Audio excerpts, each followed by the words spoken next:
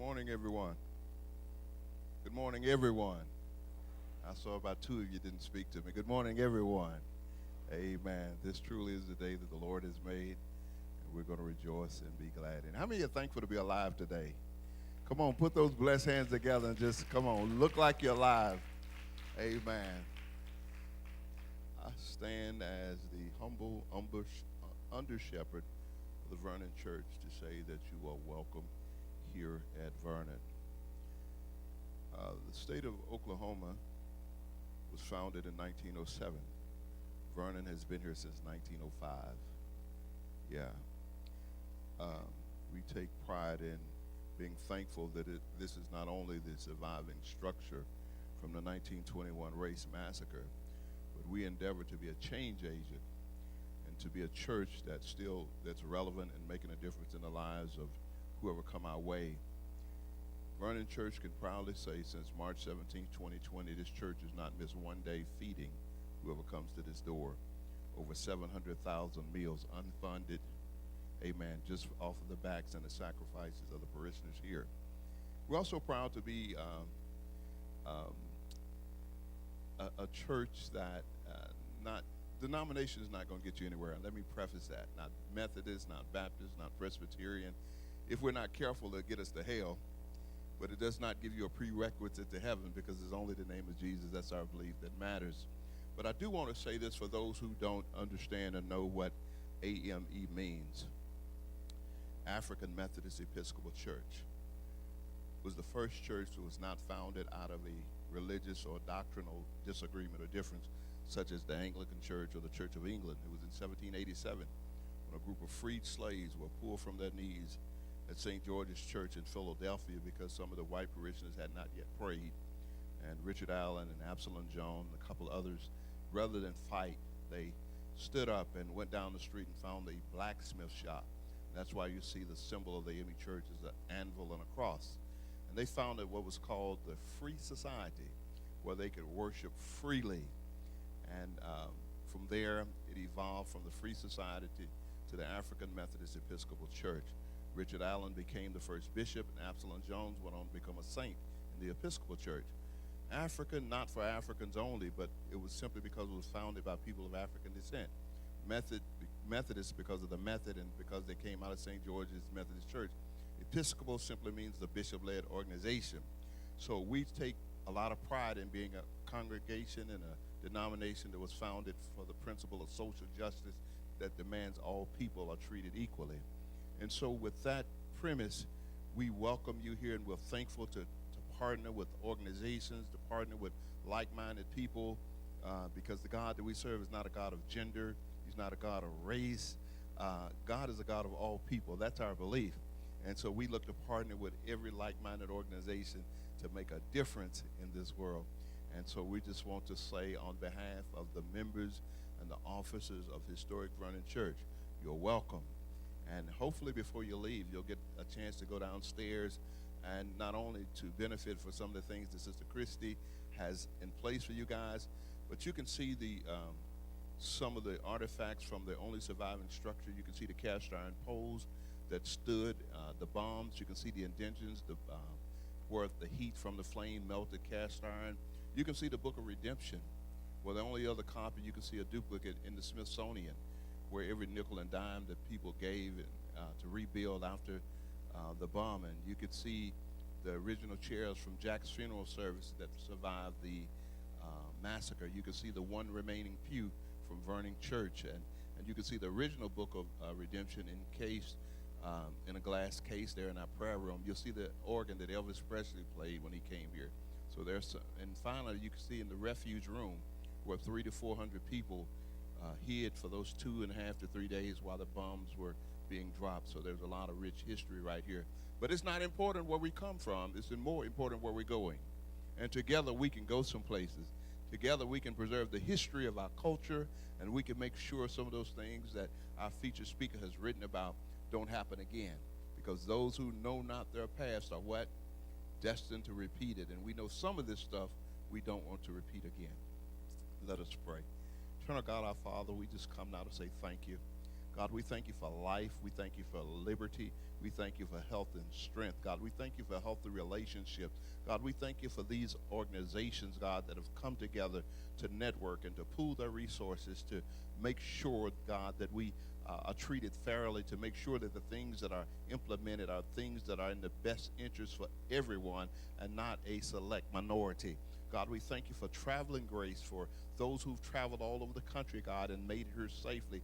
God, we just pray for our speaker, the panelists, all those who participate today, that everything that's done is done decently in order that you might be glorified as we are edified.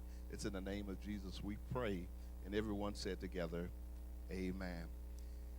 I mentioned that the AME Church was founded in Philadelphia, and the first church that Bishop Allen started was called Bethel AME Church, and it still stands proudly there in Philadelphia. As a matter of fact, he's enshrined in the basement there. He's entombed right there. There's a young lady who was reared in that church, and that young lady is the catalyst behind today, who's worked untiringly to bring this together. So I would like you to put your hands together as we bring up Miss Christy Williams.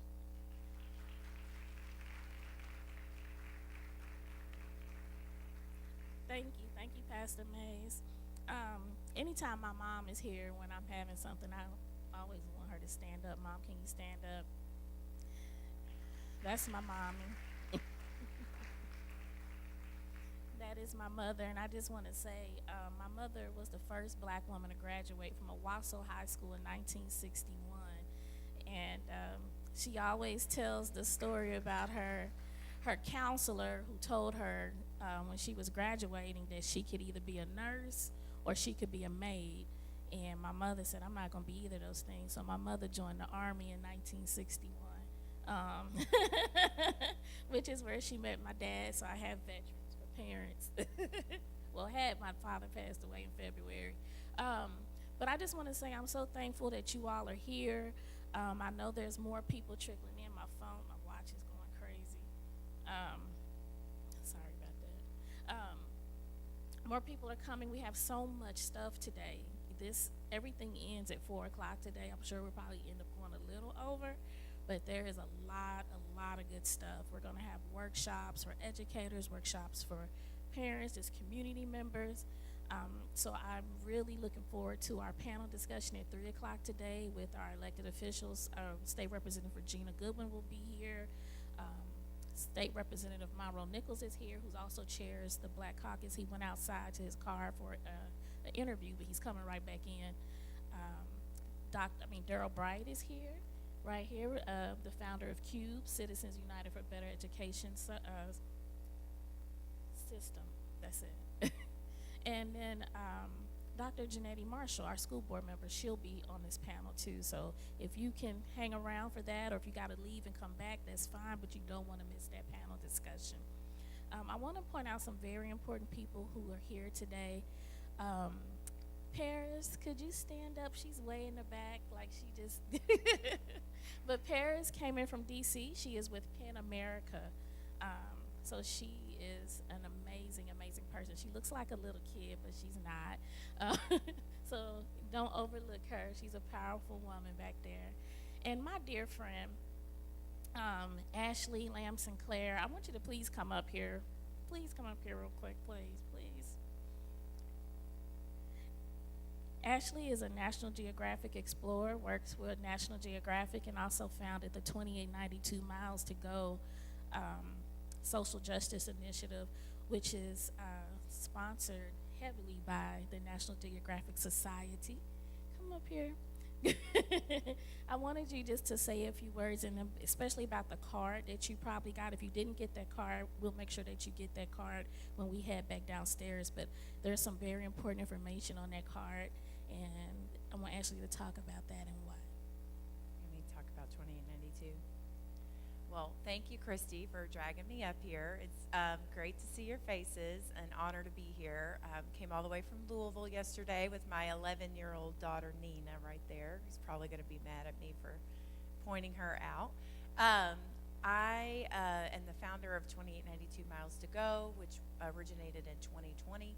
I live in Louisville, Kentucky, so during the aftermath in the murder of Breonna Taylor, I was at a Black Lives Matter healing ceremony where I was schooled in an audience of thousands of people about the history of my town that I didn't know, that I hadn't honored.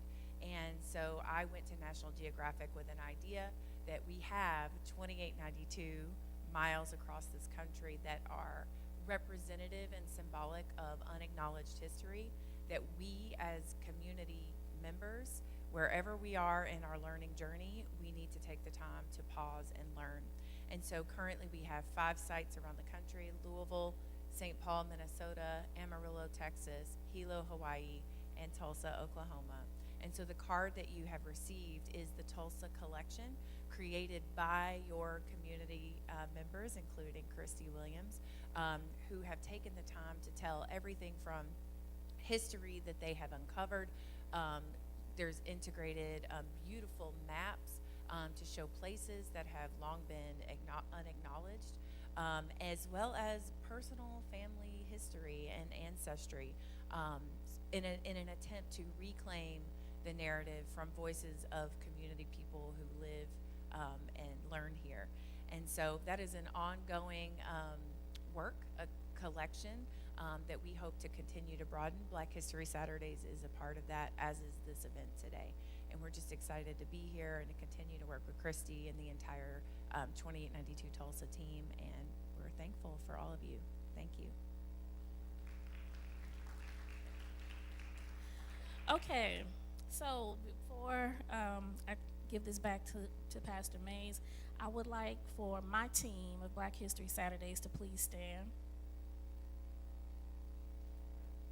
As a matter of fact, come up here. I want everybody to see you guys. Come here. Come on. My team, the teachers. Yeah, just the teachers, okay. My teachers that are here.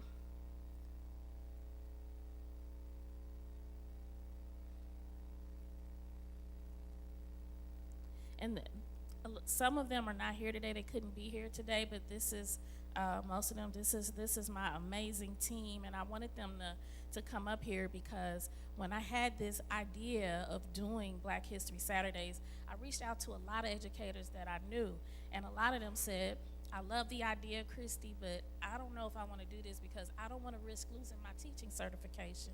Because as you all know, we had the House Bill 1775, which threatened a lot of, I'd say just put so many barriers in the way of teaching Black history. But these teachers, these beautiful people said, "Christy, I believe in what you're doing, and I'm going to do it." And so they are literally standing on the front lines. And these are teachers who teach every day and still take the time out on a Friday night to do professional development with our instructional coaches, and just committed to teaching Black history to our community. And I know they come in just dog tired, and they get up early on Saturday and make it happen. And so I'm just so proud of you guys. I love you guys for also just like taking my crazy ideas and running with them. Sometimes they push it back, and most of the times they're like, "Okay, we're gonna make this happen." And I couldn't do any of this without my team. And so this is my team right here.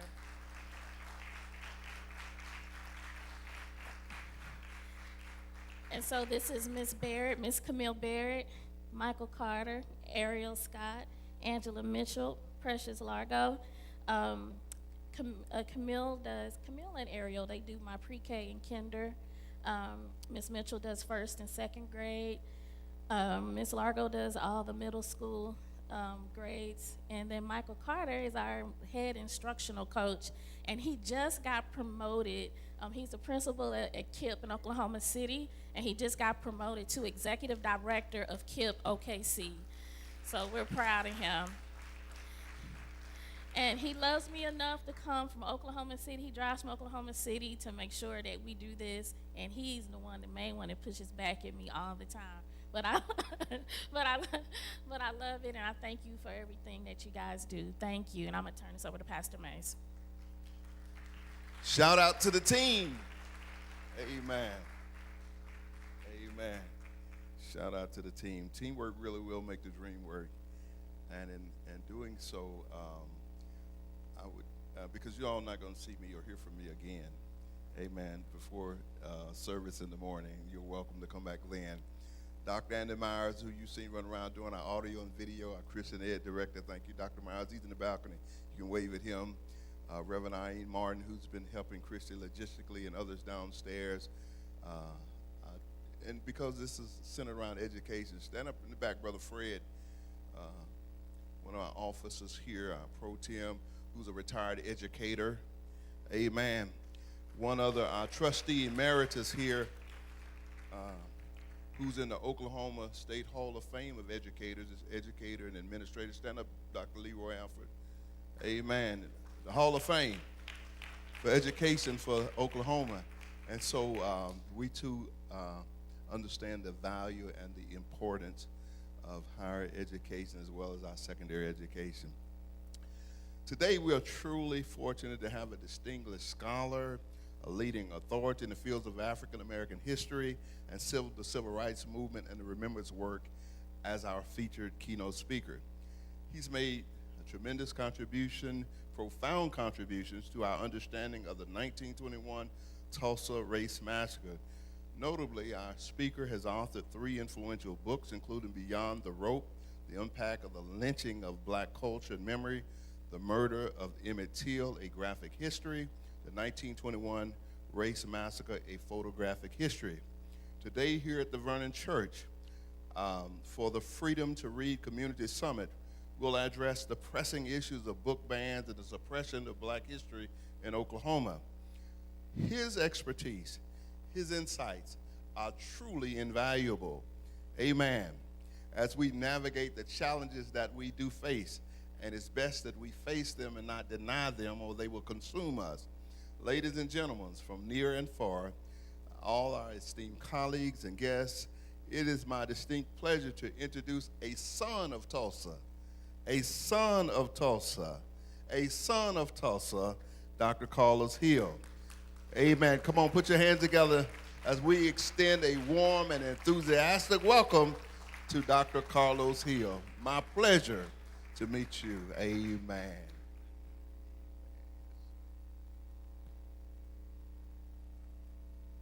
I don't know if I can speak after that. I don't know, but I am. Thank you so much, Pastor, for blessing me with that wonderful introduction.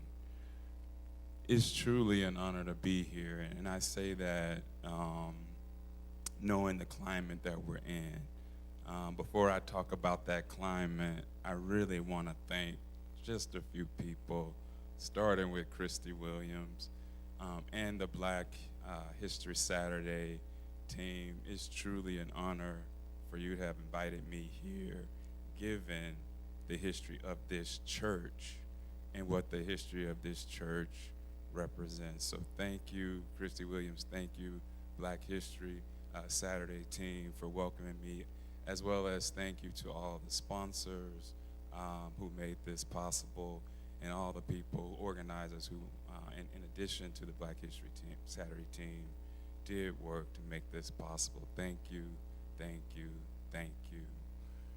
I'm gonna talk about 3 themes or 3 questions today, but before I answer those 3 questions, lay out those 3 questions, it's really important for me to ground you in who I am, and I'm thankful for Pastor May sharing parts of my bio, but I really want to tell you who I am so what I say makes sense.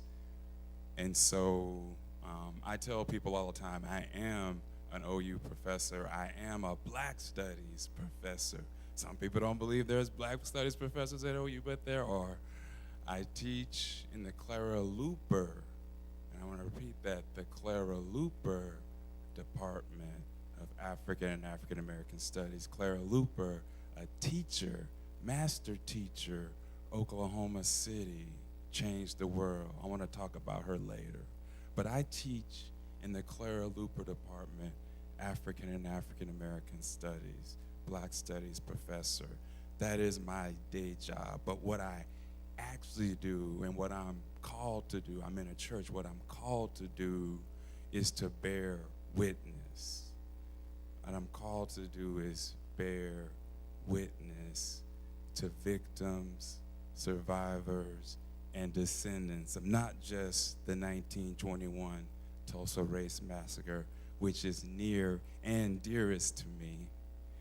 But I'm called to bear witness for victims, descendants, survivors of America's 400 years assault on black people and black bodies. That is what we are called to do.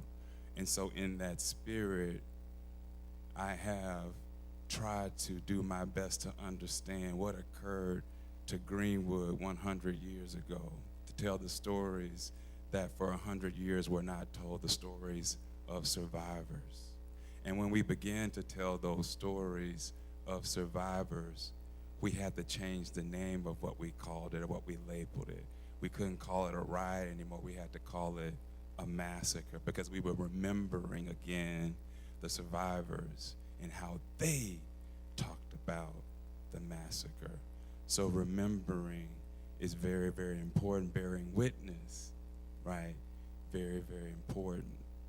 The reason why I say I bear witness and I ground myself there is because my role is not just to talk about the history or to teach about the history. It's to teach people to care about the history, to care about it. We don't have a deficit of knowledge in our country. We're the most technologically sophisticated society ever. But we have a deficit of compassion for each other and our histories and the traumas connected to it. And so we have a deficit of compassion. And so my mission is not just to teach black studies, it's to teach people to care about black studies. My mission is not just for people to know about black people. In a world that's filled with anti-blackness, my role is to teach people to care and love black people. My mission as a black studies professor is to love black people in public, unabashedly, unapologetically. That is our mission. That is our mission. And so I bear witness to that. I have to ground you there because where I want to go is going to take me there. And so the three questions that I think it's important for us to think about is, why are we here today? Why are we gathered here? Why has Black History Saturdays needed to take place in the first place? Why are we here? Why are we gathered here?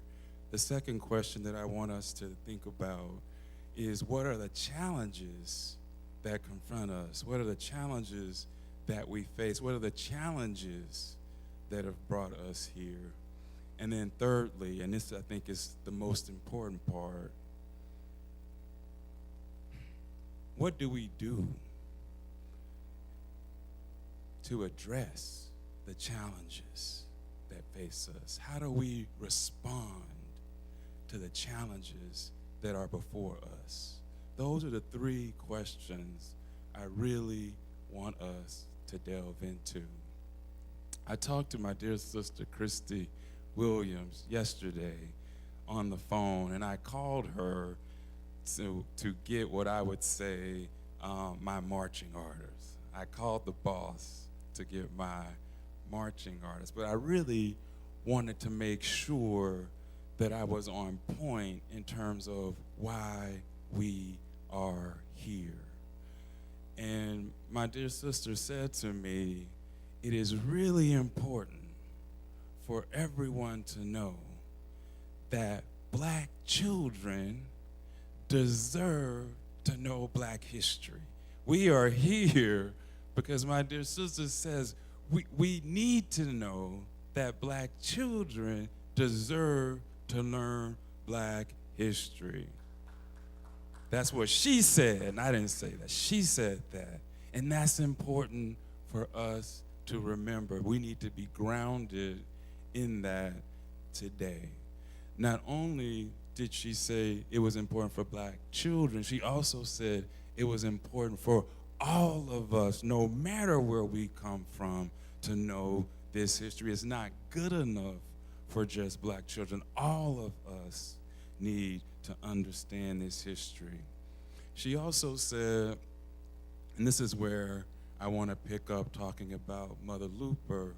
She also said it's important for us to remind teachers, right, that they are master teachers and that they can and still do transform students. And they shouldn't be afraid to transform students through teaching history authentically, compassionately, in all the ways that we need them to in order to deal with the climate that we're in today. So we want to empower teachers, educators, all educators, not just K through 12, anyone who impacts and imparts on students, on young people. And so it's important for us to be grounded in that.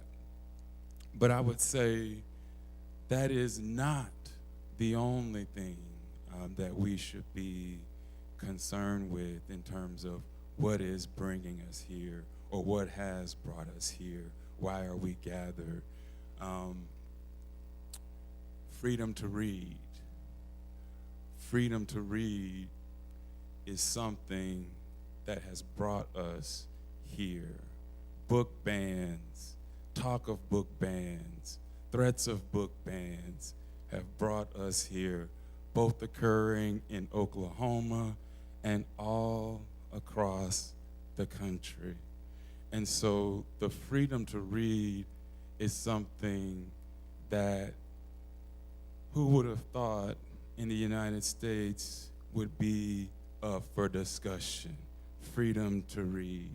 But this is in fact not the first time there has been a threat or threatens to freedom of speech around books or around books that seemingly threaten the status quo. What I want to just shift to just briefly is during the era of slavery in the 1850s, when the anti-slavery movement was roiling, it was illegal. It was in fact illegal to teach an enslaved person to read. And there's a reason for that.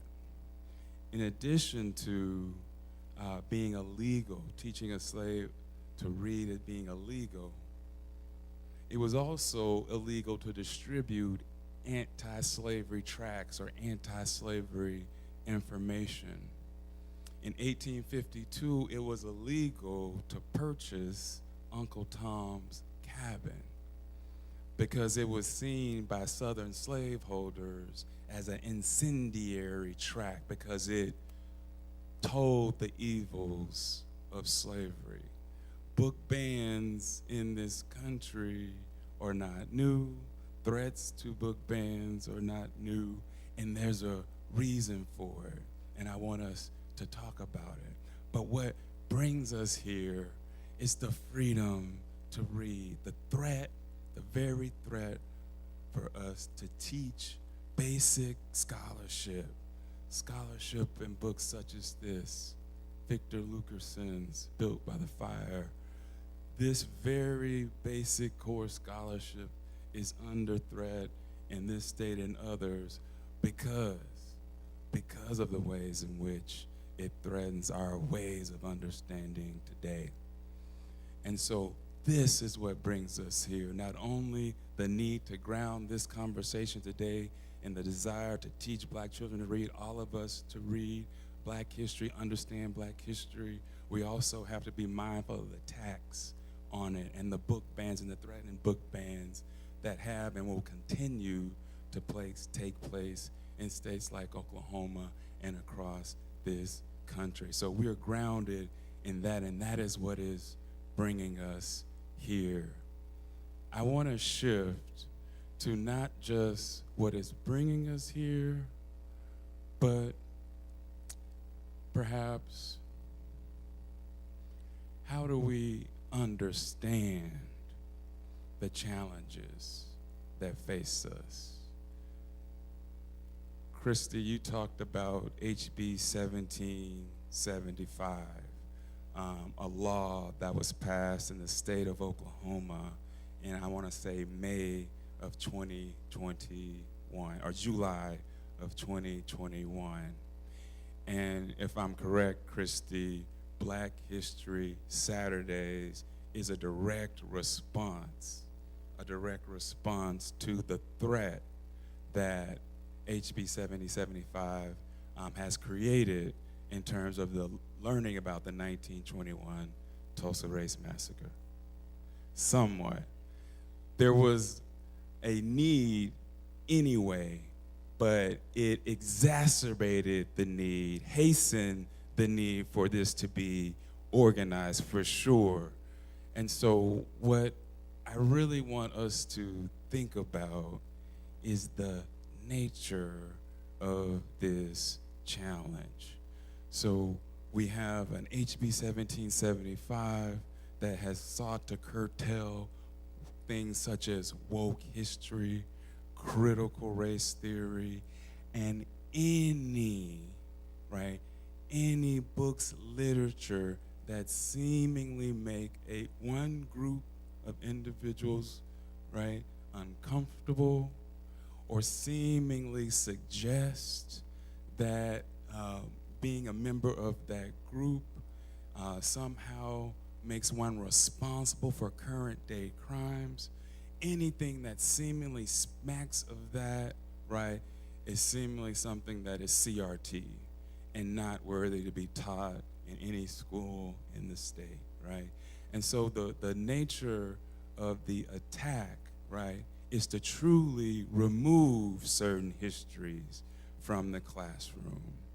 And not only that, and this is where my blood boils with the state of things or the climate that we are in. There's also, so there's two things happening. There's an attempt to outright ban or remove books that seemingly threaten the status quo or challenge the status quo. But then there's also an attempt to revise said history, even histories near and dear to us, such as the 1921 Tulsa Race Massacre. We've had our superintendent of public instruction, Wyan Walters, since taking the job in January of this year. We've seen him systematically attack much of the work that we've done over the last several years, to remember and to restore a level of remembrance around the 1921 Tulsa Race Massacre.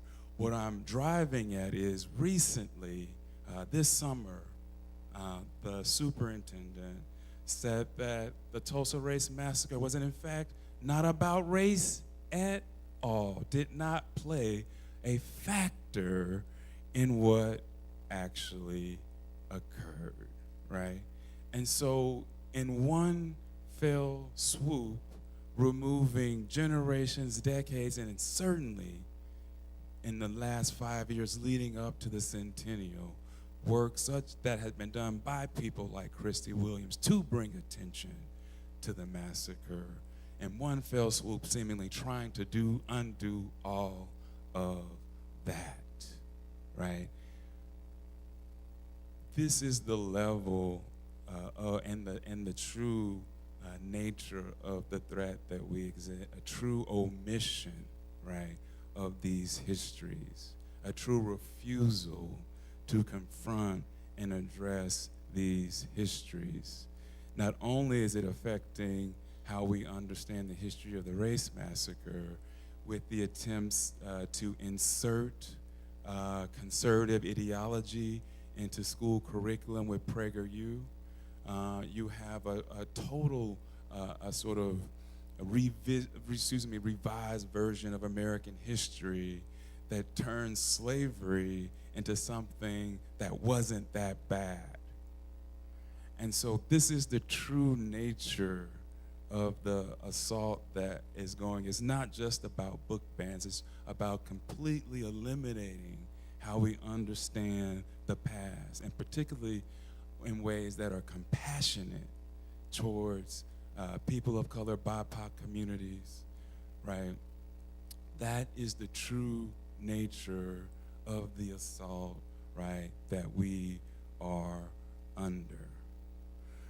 And so if this is where we are, how do we begin to respond? And that's where I want to kind of spend the most time.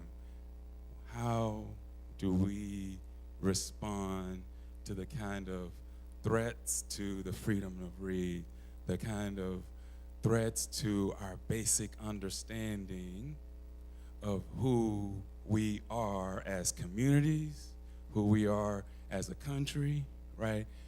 Fundamental attacks on our ability to understand that in any meaningful way. And the reason for that is clear to me. It's not just to create polarization. It's not just to create a divided America, right? It's to create a polarized, divided America that does not change. The status quo remains the same. It remains the same because people don't know who they are. And because they don't know who they are, they can't change who they are. You have to know who you are to change who you are. And when Americans can't deny that slavery existed, they can't do anything about it because they don't know to care about it. They're so ignorant of it, they don't know to care about it. They can't do anything about the legacies of slavery. That's what's at stake in these debates. And so our rallying cry, and I talked to Christy about this. I had to get permission from the boss. I talked to her about what I really wanted to say to you, which is, I think given the stakes that we face, right, our rallying cry, or at least one of them in our response to this climate, to this onslaught, has to be remembrance is resistance. Remembrance is resistance. And remembrance is resistance in a ahistorical world, or a world that is bent on being ahistorical, right? And how it understands histories connected to people of color. A society bent on ahistoricism when it comes to the history of slavery. In that kind of society, remembrance is resistance. We have to remember that. Remembrance is resistance. We have to remember that Greenwood was built from the fire. We have to remember that Greenwood was nearly destroyed. This church, this sacred sanctuary, was nearly destroyed, but it wasn't, because of the survivors and the descendants after that. That is worth remembering. We are only here in this space right now because survivors, as Victor would tell us, rebuilt Greenwood. That is worth remembering. The resilience that rebuilt Greenwood, the resilience that made Greenwood in the first place, right? That is worth remembering. That inspires people today when they know what Greenwood survivors did to not only save it, but to rebuild Greenwood, and 20 years later, Greenwood is experiencing a renaissance. That is worth remembering.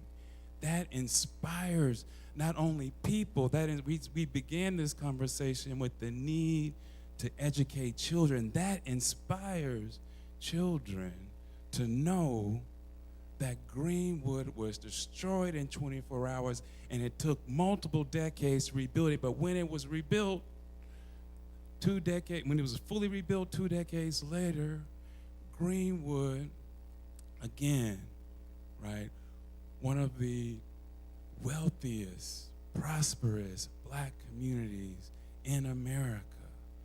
And so the racism that inspired the massacre, the racism that nearly destroyed Greenwood was not great enough to destroy it, and that is worth remembering. That is worth remembering. That is worth remembering. I say that, and I want to close because I told my dear sister I would talk for 30 minutes, and I feel like I'm just warming up. I can keep going, y'all, today. I'm in a church. Thank you, Pastor Mace, for allowing me to be here. I want to finish, my dear people, by just saying that authentic ways of remembering, we need to hold on to them. What we're going to create today in the conversations, not just about Greenwood, but about Black Oklahoma history, we need to preserve these authentic ways of remembering, because those ways of remembering are always a threat to oppressive systems that would deny us the access to what those memories portend. So let us remember that as we are remembering, or we recalling what happened here, but also what happened in all black towns, what happened in terms of the Clara Looper and the Oklahoma sit-in movement, all the things that I've come to love about Oklahoma and have grounded me in Oklahoma and make me call Oklahoma home. We have to remember that recalling those things, right, in an ahistorical moment that would deny that those things happen, right, that is resistance, because we are creating authentic visions, right, of not just the past, but what our futures can be. That is worth not just remembering, but preserving. I'm going to stop there because I will keep going if I don't. Thank you, thank you, thank you for being such a rapt audience. Thank you so much. I'm done.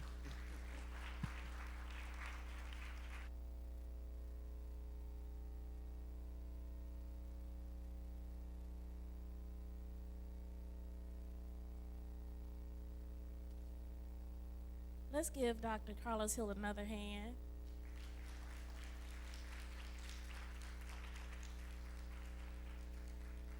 Remembering is resistance. I hope y'all wrote that down. Okay, I want to call up Paris. Paris has a presentation.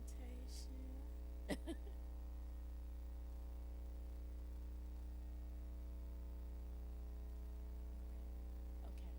This is Paris from Penn America, who I had her stand up. Paris Tushby. Hi everyone, thank you so much for having me. My name is Paris Tashabi. I am a program coordinator on the Penn America Free Expression and Education team, where I work to coordinate all of our youth-facing efforts and looking at issues of free speech and free expression in school systems. So that's anywhere from high school to college campuses and beyond. And if I could have a little help with my slides. Next slide, please. And so I'm here to talk about the work that Penn America has been doing, keeping track of the book bans and what we call educational gag orders that have been spreading throughout the country. Like Dr. Hill mentioned, and like Christy mentioned as well, we're seeing a very rapid uptick in bills that are restricting what is known as critical race theory, but really is just the education of Black history in America, and history of LGBTQ plus communities of color, indigenous knowledge, and so that's coming in the form of educational gag orders, but also we're seeing that reflected in the books that are being banned in school libraries, in communities, and school districts across America. And before I get really into the book bans and the state of book bans in the U.S., I just wanted to show a little video that'll tell you about who PEN America is and the kind of work that we do.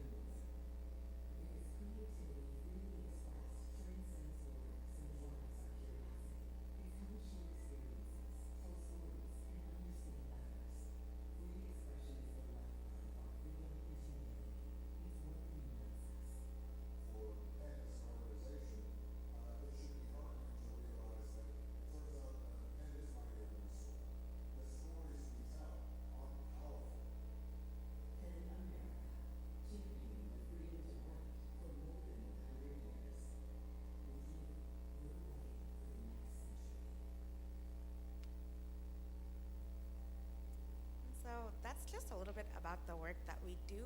So PEN America is a literary and human rights nonprofit working to protect freedom of expression in the U.S. and abroad. I specifically work on our U.S.-centered work, and like I mentioned, work within schools. We were founded in 1922 by a group of writers who saw what was happening in Europe during the Holocaust with the targeting of writers and creatives, the erasing of memories and history. And this group of writers came together to say, let's protect writers, let's protect people who are keeping track of what's going on, people who are telling the truth about what's happening. Next slide, please. And so this is just a slide that we used to show some of the people who have come through our networks. people who are in support of the work that we do. And this is a little bit of our charter. We not only work to protect freedom of expression, but our key goals are to dispel all hatreds, to make sure that we're avoiding mis and disinformation, make sure that the truth is being shared, and to oppose any suppression of freedom of expression.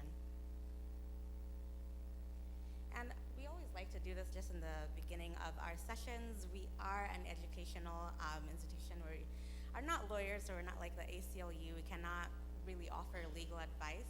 Everything that I will present today constitutes mostly as educational material, so take with that what you will. And so before I get started, I just wanted to pose a question to you all. Does anybody want to share what their favorite book is? Why that book has been important to you? Have you identified strongly with a character that you've read? Don't be shy. Yes.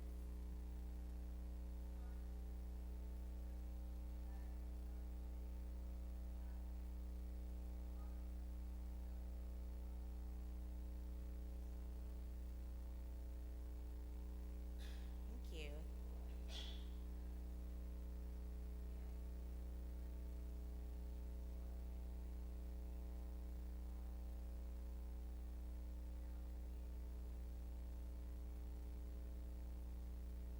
Thank you.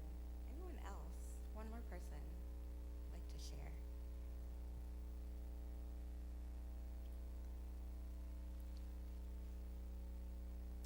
Okay, we can move on then. But clearly, people really strongly identify with books. Books have a very big impact in our society. And up here are just a few of the books that we've noticed are being banned. If you can't already tell, the common thread is that a lot of these books have been written by people of color. The Hate U Give looks at police violence. The Bluest Eye by Toni Morrison. These are books that we're seeing are being pulled off of shelves across America. They're being specifically targeted because of the fact that they discuss themes of racism, themes of discrimination, and that they're written by authors of color. Books we are noticing are their freedom, they're a way that we make connection, they're an escape. They are a way that we maintain our histories, and so they are rooted in our societies, and that's why we work to protect them at PEN America. And so, would anyone like to share, when you hear the freedom to read, what does that mean to you?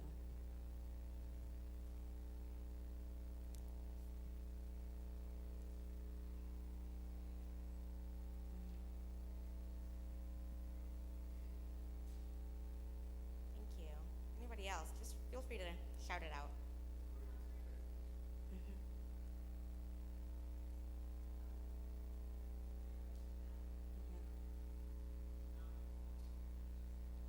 Thank you.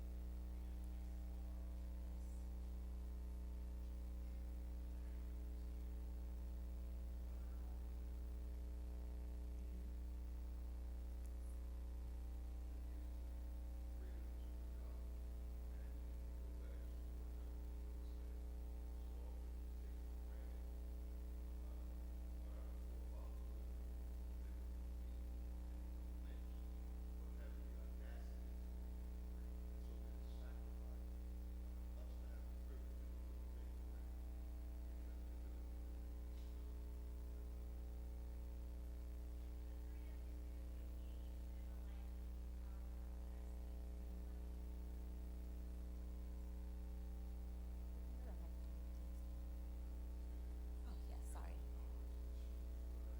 Exactly. Yes. Yeah.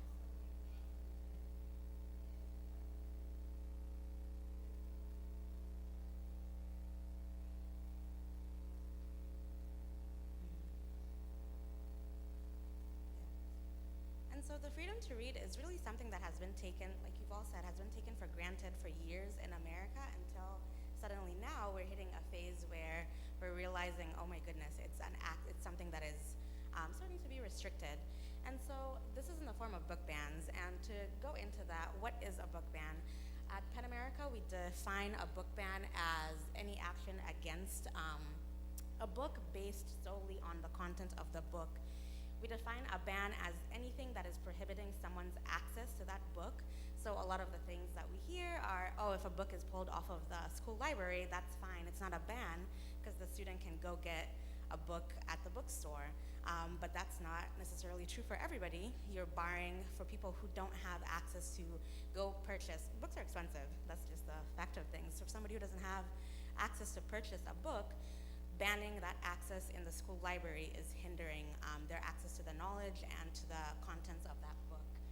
And these are all a result of what we're seeing is it's a result of parents, community challenges, administrative decisions. So a lot of school boards are facing pressure from very specific parents to pull specific books that they don't like off of the shelves. And this impacts not only their child, but it ends up impacting the entire school district. And so just a look at the numbers, and this is soon to be updated. We have a new report coming out in the next couple of weeks. But in the first half of the 2022-2023 school year, we saw that over 1,400 books had been banned and taken off shelves. And this is not including the books from the 2021 and 2020 school year that we also counted, which is why in the video before, you can see that the tally is up to over 5,000 books that have been banned in school districts across America. And this is just a look at the states that are most affected. Again, this map is, it's as of before July of this year. An updated map will be coming out in our new report. But you can see that a lot of the states that are experiencing book bans are typically states that are already having issues coming to terms with histories of race, histories of like racial violence in those places, but there are a couple of surprising ones. California typically surprises a lot of people. It's thought of as a liberal state. It is experiencing a really high number of book bans as well, and educational restrictions. And so these are some of the books that we've noticed have been banned the most. Again, almost all of them are books that have been written by authors of color or books that discuss race and racism, books that talk about puberty and children growing up, books that talk about grief and death, like teaching young people to how to cope with the death of a friend, the death of a parent. Those kinds of books are the ones that we're seeing are getting pulled off of the shelves. And again, this is just a show of how the numbers are rising and falling throughout the years in each of our different reports.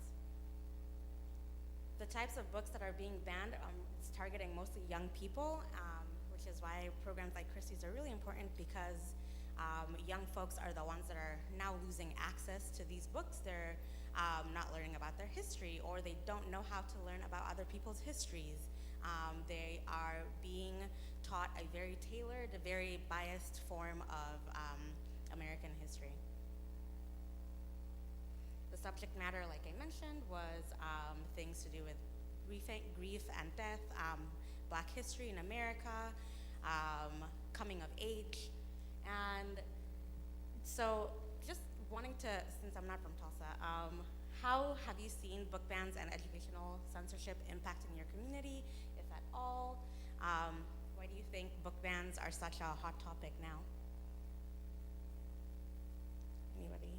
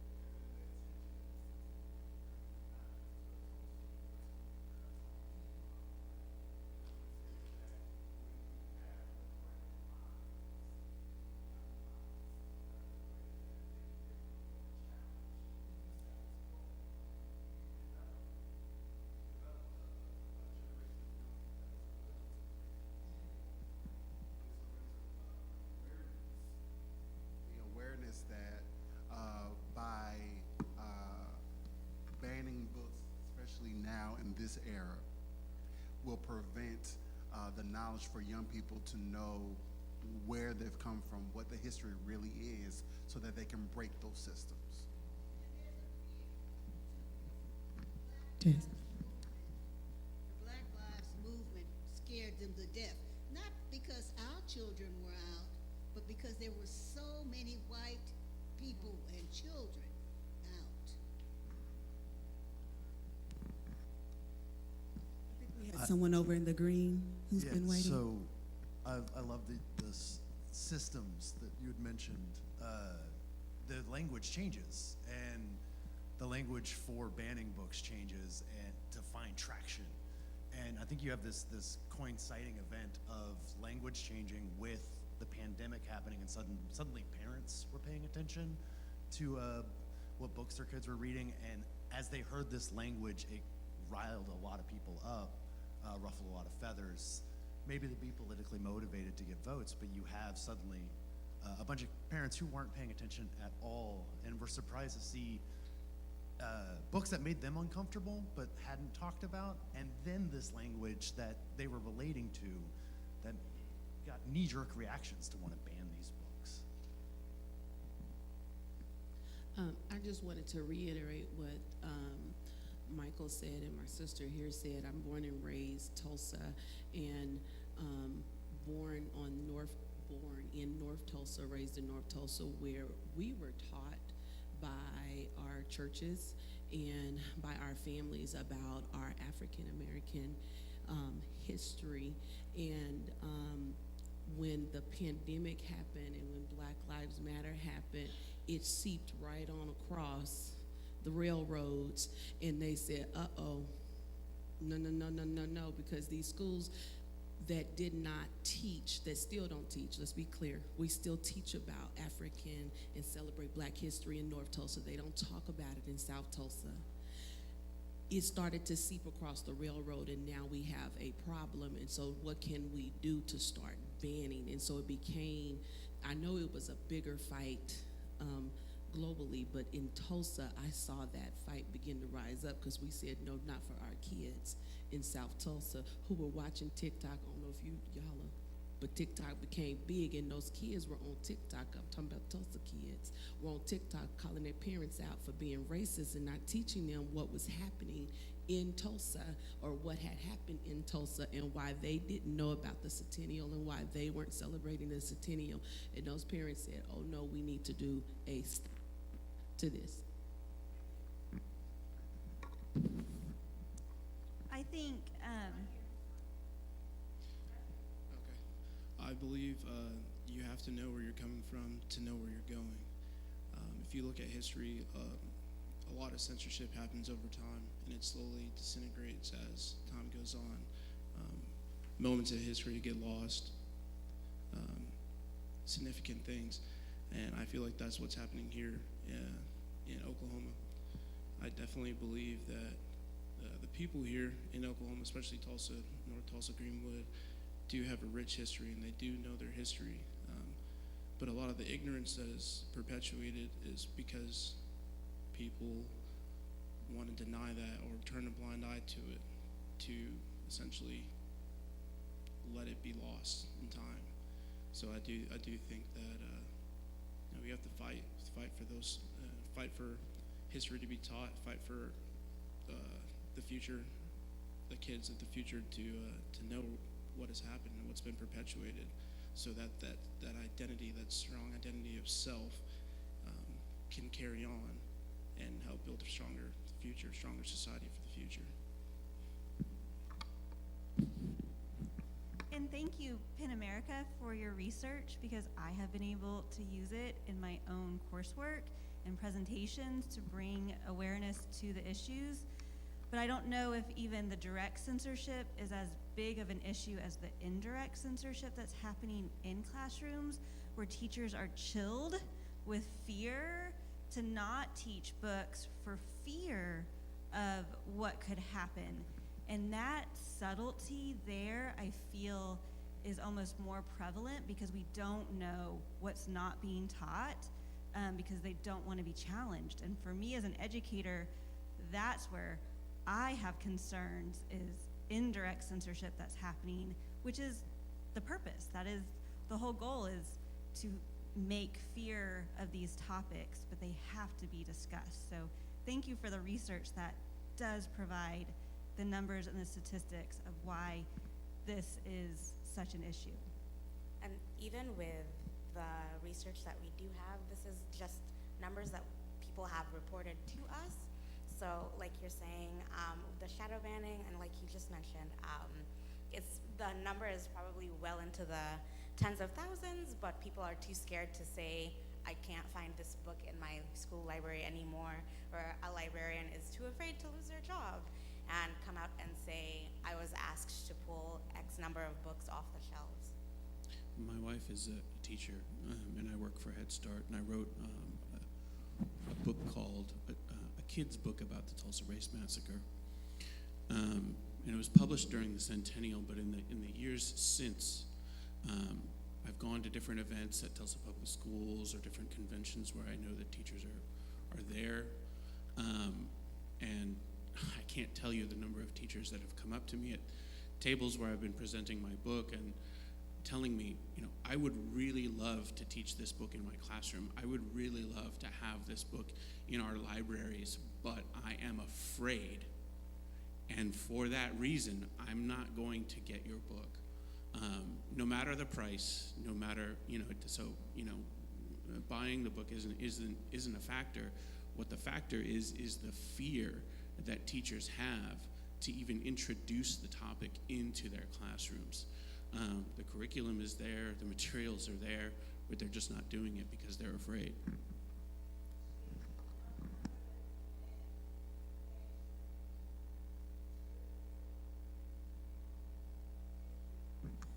Gentleman in the second row on the right-hand side, thank you.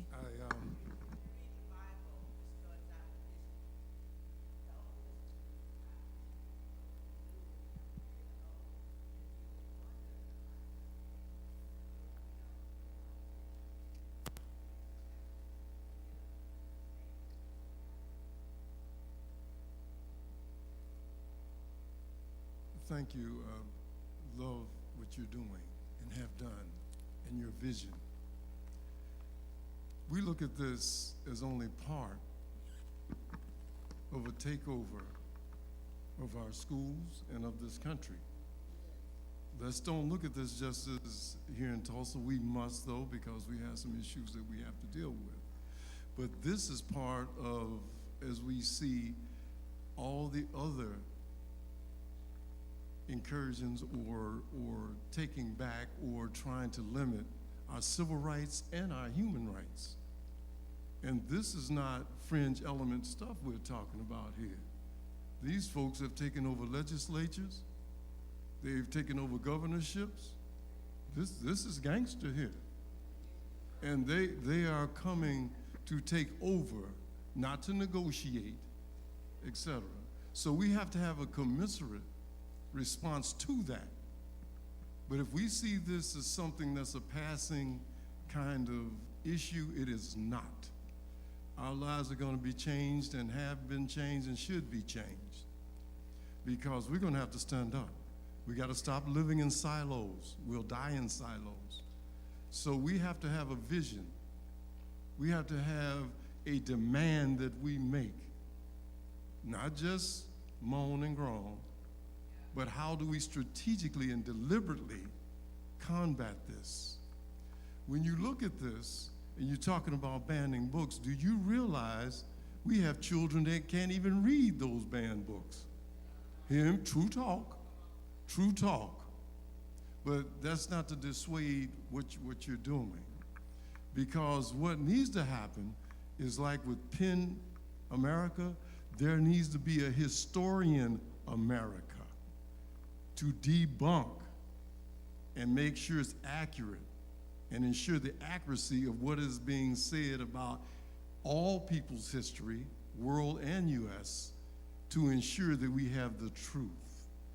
So I would suggest that that might be a solution, like with Brother Carlos Hill.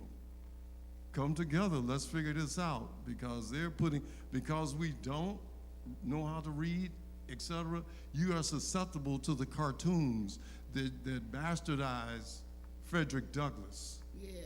our hero, to stand up and say that what he has said, and all of it was not true.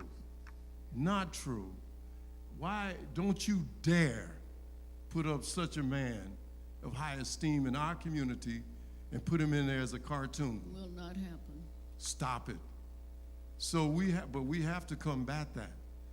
But people that understand that, like Brother Carlos Hill, they've got to unite. They've got to unite, those historians, to combat this nonsense, because our children are going to be susceptible to it, because the public school system is not doing the same things, as leaving too many gaps. So they're going to fill it in, and that's what they do. Thank you. One of the things that I see is everybody wants to tell our story their way, not the real story. Because if you told the real story, it's going to hurt you, because you're the ones who done the wrong to the African Americans. So again, let's just be real. It's over. You did it. Say you ask for forgiveness and move on, because you can't take it back, and you're not going to change it. It happened.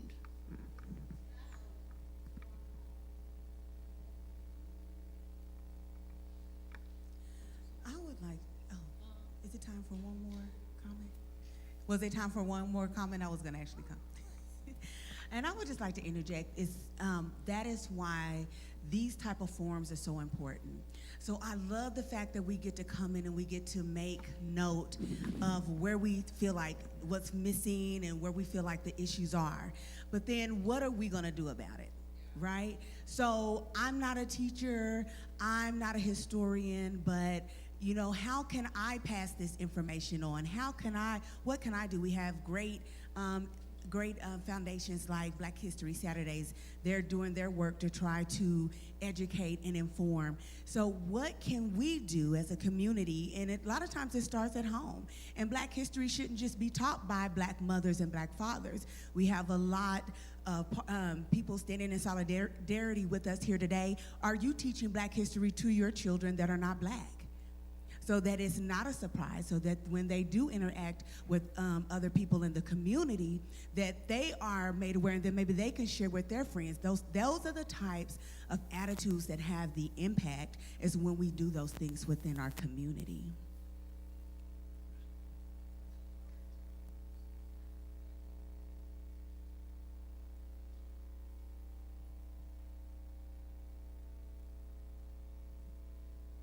I'd just like to say that,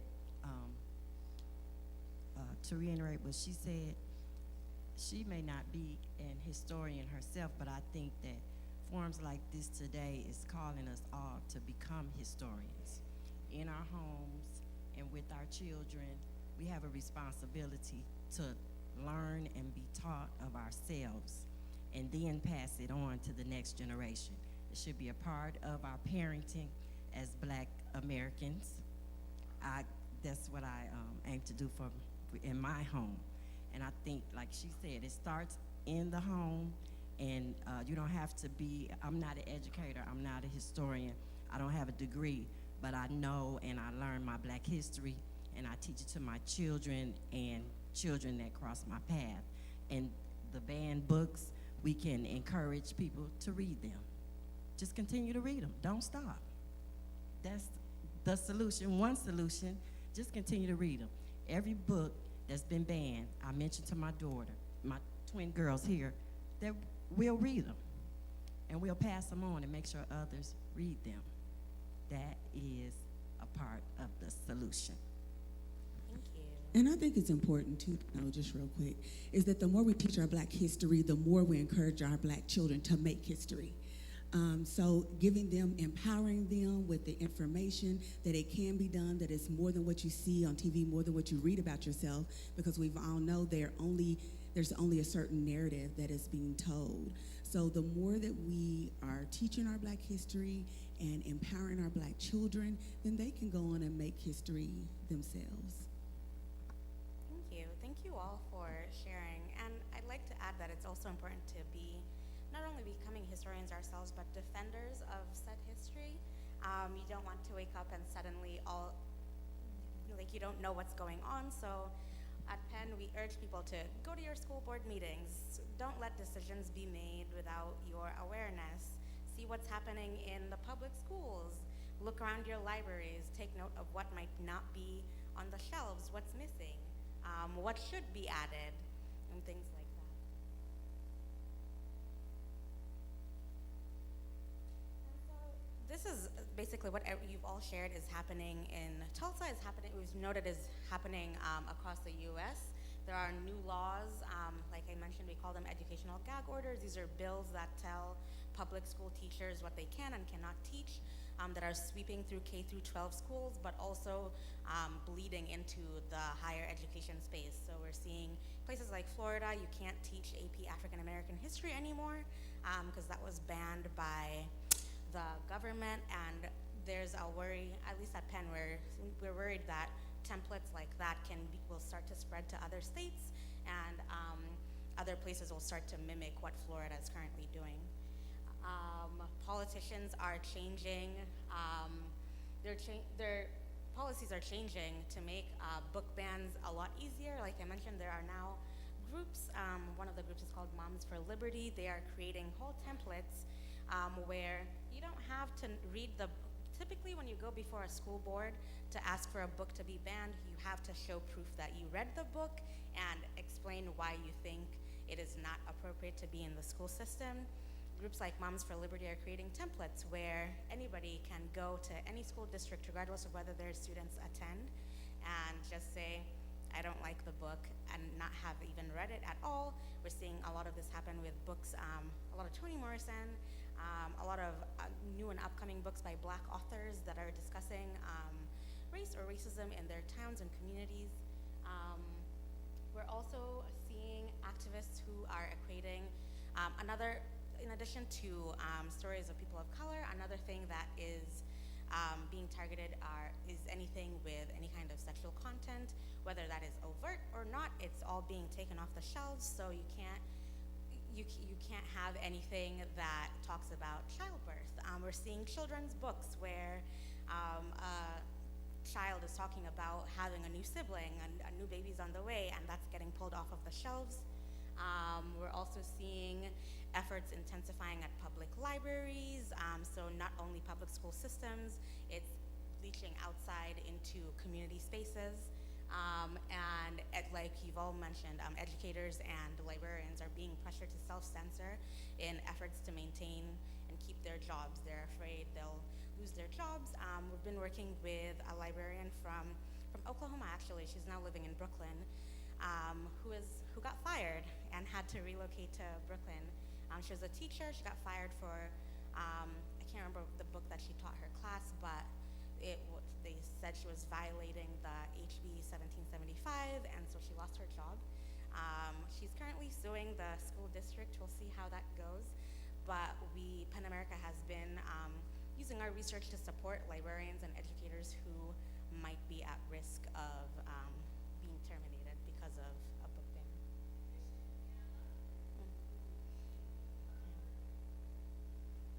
Yes. And places that are publicly funded are at risk of losing their government funding. We wanted to put on a similar program in Florida, and the location we were going to is a public college, and out of fear, they told us they could not have us host the program there because they were worried they would lose their state funding due to the content of our work. So this is really something that they're moving really quickly. A lot of it is silent. A lot of communities that we go to, that Penn America travels to, they haven't heard about book bans, or they thought it was just like the typical books that are being banned, like a lot of Toni Morrison's that have been banned for years, but are unaware of how fast-paced this book banning movement is moving. And so how does a book get banned? Like we mentioned, social and political pressure, dismissal of best practices. So these are the guidelines that school districts use to decide whether or not a book should be pulled off the shelves. The school boards get pressured by influential parents, and they dismiss the whole process and just go ahead and ban whatever books a pushy parent asks to be banned. Legislation and a lot of changes within the school level.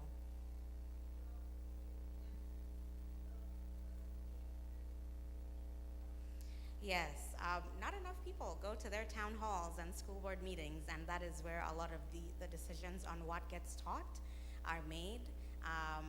That's where parents can say, my child was taught CRT by so-and-so, teacher so-and-so, and then that teacher will get fired for something that a parent testified to at a school board meeting. And so the absence of community members in the spaces where the decisions are being made is also a factor. And so like I mentioned, who's behind this group? The picture up there is the Moms for Liberty group. They essentially, their goal is to erase any discussion in school on books and also just the curriculum that the teachers are using pertaining to racism in America. Their claim is that discussing things like a student has privilege will make certain students feel bad about themselves, and as such, the history of America as a country built on racism should not be taught because you are making one person feel bad about themselves. And so, with that message, they're using the idea that they must protect their children from feeling bad to effectively erase the teaching of Black history in schools.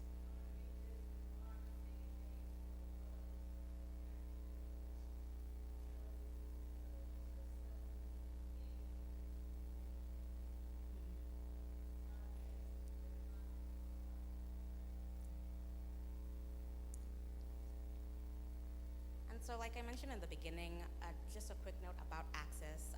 Like I said, people are saying it's not a ban if it's just out of the school library. They can go get it at a public library or at a bookstore, but like we're seeing, a lot of public libraries are now under threat, and it is a very privileged stance to say everyone can just go buy the books. Not everyone can afford it.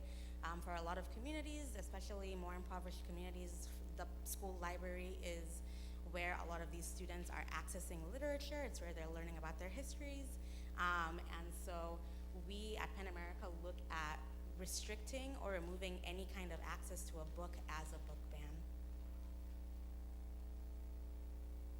Again, this is just another slide of some of the books that we've noted these books have been banned multiple times. This is some of the books that keep coming up in every school district as we're tracking those numbers. And so what can we do? What can you do if you notice a book ban is happening in your district? PEN America has a few resources. If you go to our website and visit our book ban issues page, we have a couple of our reports that discuss where it's happening, how the tactics that groups like Moms for Liberty and the politicians are using. We have a tip sheet for anybody who's a librarian facing harassment in their community. And honestly, just read a banned book, start a book club. A lot of the students that we've worked with are starting banned books club in their schools where, because the teacher won't teach them, they decided to educate themselves and they're taking that initiative. And that is the end of the first half of my presentation. I'll be circling back in here after a little breather to talk about community tips and guidelines for advocacy around this issue.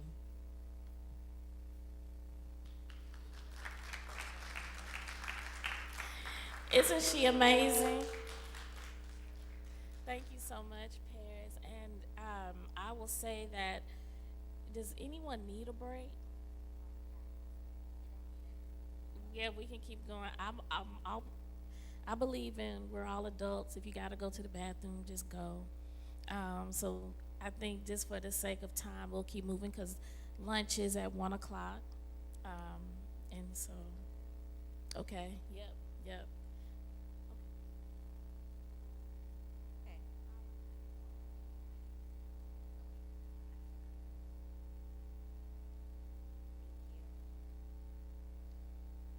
So some community organizing and engagement strategies that PEN America has come up with, again, like I mentioned, since we're not a legal organization, we can't really offer the kind of help like the ACLU can, but what we specialize in is advocacy. And so some of the stuff that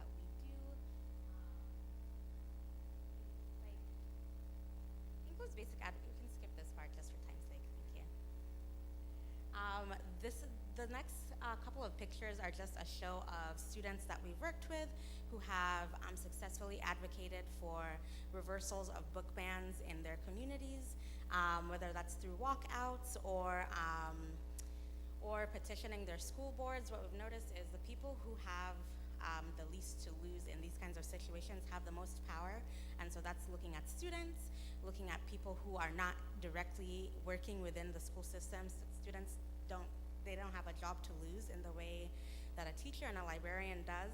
So in these instances, they have a lot of power to advocate for a book that they want to stay on the shelves.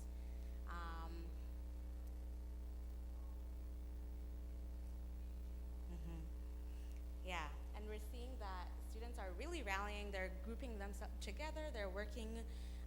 They're forming banned books clubs. This is from Austin, Texas, I believe.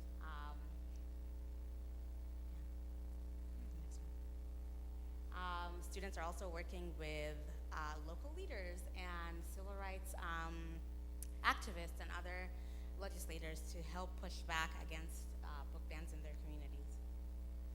And so one of the things that we talk about at PEN America is what our streams of advocacy can be. Lobbying, campaigning, and educating. Educating like we're doing here today, lobbying like speaking to your school boards, petitioning your governments, and campaigning, being out in the streets holding protests, that kind of activity.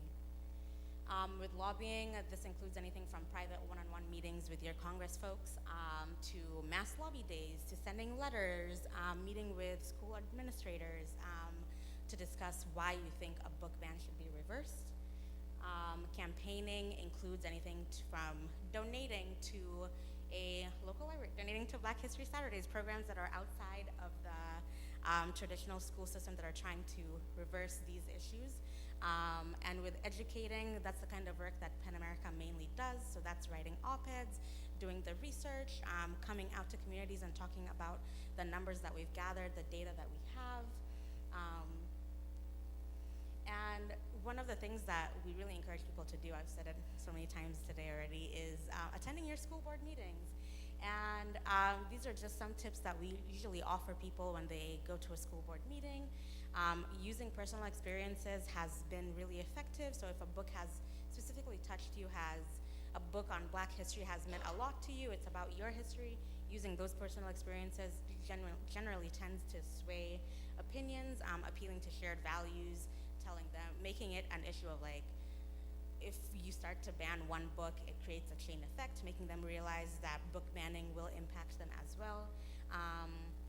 Identifying very specific laws, so going in with a game plan saying this bill specifically is harming our community, and having a clear ask, whether that's we want this book back on the shelves, we want this teacher rehired, making sure you have a very specific ask of the school board.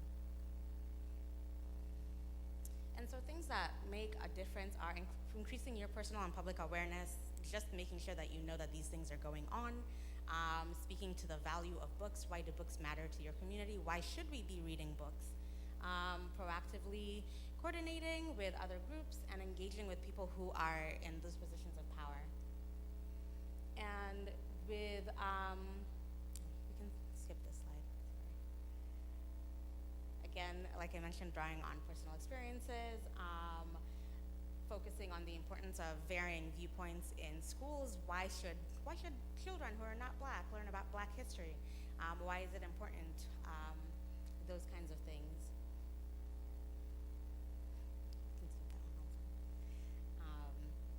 Same thing, sorry. And so like where to begin is investigating why this issue is important to you. Figure out what your motivations are for why did you attend this event today? What brought you here? Recognize the warning signs. I think realistically we are past the warning signs. We're well into the danger happening, but if you go to another community, you notice that things that might have happened in yours that are starting to occur somewhere else, and being able to tell when the tide is turning.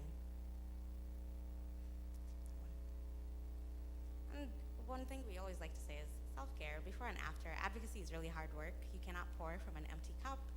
It gets exhausting, rely on your communities. The only way that we can push forward is making sure that we have strength in numbers, making sure as many people as possible are aware of the issue and what's going on. Educate each other, educate yourselves, and just take care of yourself. Any questions on PEN America, the work that we do, the issue of book bans?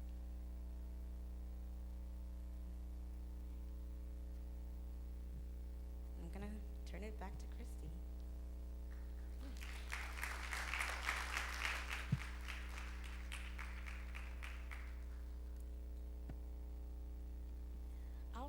All right. Y'all still with us? Y'all still with us?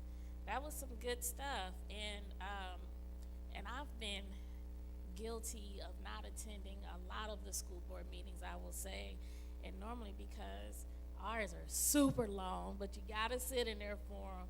And then we're always doing something else. There's so many fires, and it's just a handful of us, who really gets out there. So I always depend on Mama Joyce back here, Mother Love, Daryl Bright, Mr. Arthur right here, Mr. Chandler, for going to these school board meetings. These are cubes. These are people who have been, since I was in school, been at the school board meetings and pushing for us and everything. And Dr. Bright tutored my daughter in math.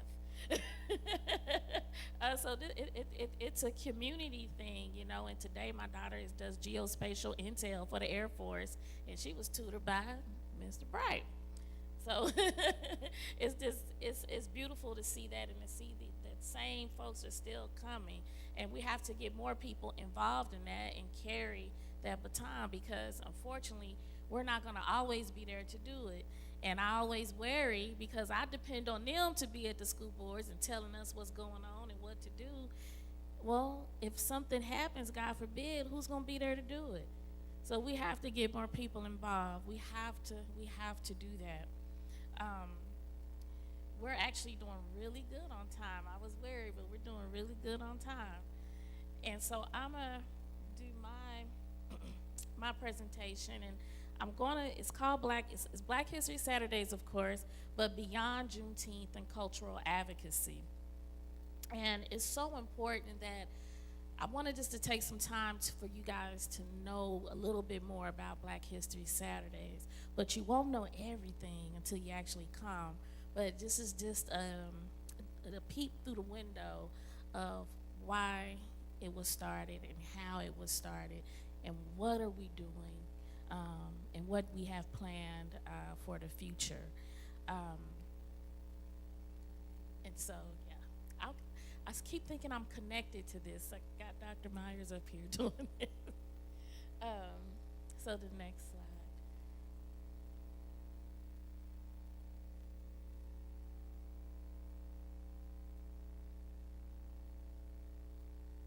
So I will say, as Dr. Carlos Hill had talked about Black History Saturdays, and he said, Christy, correct me if I'm wrong, but it was a response to House Bill 1775.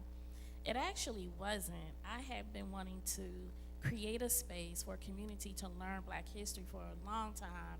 I always talk to Vanessa, our city councilor, about it. And then when Governor Stitt did sign this House bill, I said, you know what, I gotta get busy and say, I make these plans, but sometimes, you make plans and you don't touch them. You just like, I wanna do that one day. And so it just really drove me to do it. I said, I gotta get this done now. Like, there's no more excuses. We gotta get this done. And so February 4th, well, actually, let me just go back a little bit. I was working on the project, the 2892 Miles to Go, with Ashley Lamb Sinclair over there, who I had her come up here earlier. And I'm a lead storyteller on that project for Tulsa. And she asked one day, and she said, well, we were talking, and Ashley, you said, I want something to come from this. Like, I don't want it to just be, we do this work and then that's it. What can we do with this? And I said, well, I always wanted to do a school to teach Black history, and this would be great curriculum to use in that space. And so Ashley said, well, let's do it. And so I wrote a proposal, and Ashley granted me with some seed money to start Black History Saturdays. And so that's how it started. And we still have to constantly fundraise for it because it's hard to get funding for something like this, right? And so we are hoping that as people hear more about it, things are happening. We have received donations from people once they hear about it, and that's how we're able to keep going on with it.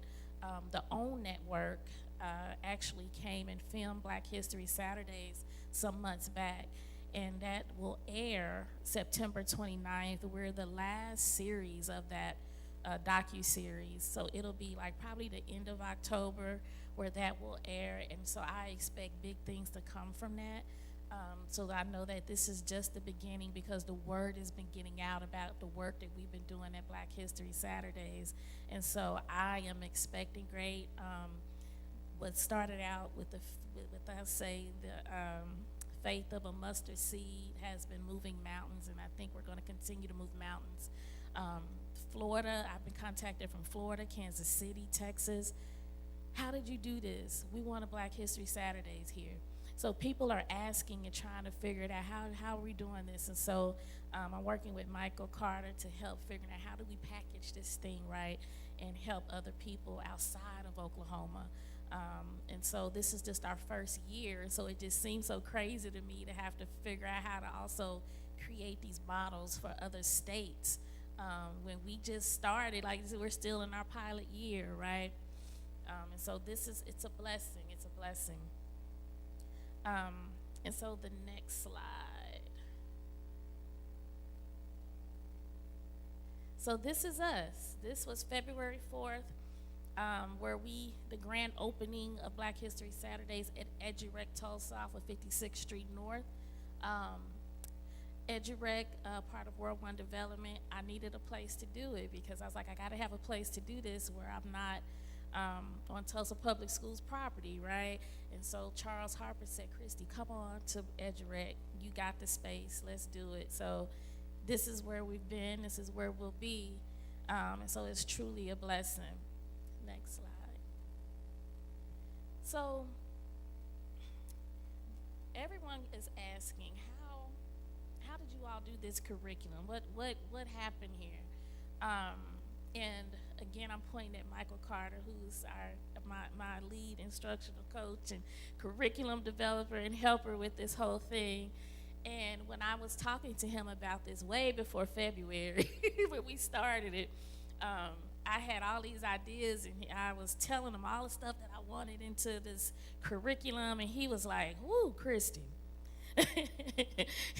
He said, "You have Head Start, elementary, middle school, high school, bachelor's, master, all in the one. You got to scale this back. We can't do all this in 10 months, right?" And so he's been great at that. But I actually think you have encompassed everything. Honestly, we have been really doing that. But with Black History Saturdays, this is our structure. For the first 3 months, we focused on Africa. We started with the past. It's past, present, future. The future is what we call beyond Juneteenth. So again, the first 3 months was Africa. And we have pre-K to adults. So think about that, pre-K through adults. And we're all learning the same thing. Of course, when they come in, they go to their separate classes, but everyone is learning the same thing, but just at different levels. And so the idea of that was, now when everyone is at home together as a family, they can say, what did you learn today? Well, everybody learned about Africa, but they're learning different levels. And so now the families are learning all from each other. They're learning from the 4-year-old, they're learning from the 10-year-old, and they're learning from the parents. And so that is really, that was the goal. The present, the 4 to 6 months was the present. So we learned about the present, and not just the present as like in civil rights era, but we're wanting Black History Saturdays participants to learn about the very people here in Tulsa who are out here on the front lines, right? That's really important to me. They need to learn about the Mama Joyces. They need to learn about the Mother Loves. They need to learn about the Darrell Brights. They need to know who their elected officials are, which is why we also have our city councilor, Vanessa Hall Harper, who teaches the adults. So as they're in Black History Saturdays, they're seeing the people who are out here doing the work. And so that's really important that they have that.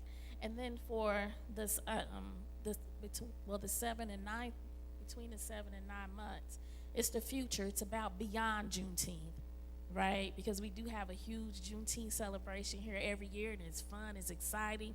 And that's the one time where you see so many beautiful Black people together, and then everybody go home and we start back over next Juneteenth, right? So I want to say, what do we do beyond Juneteenth?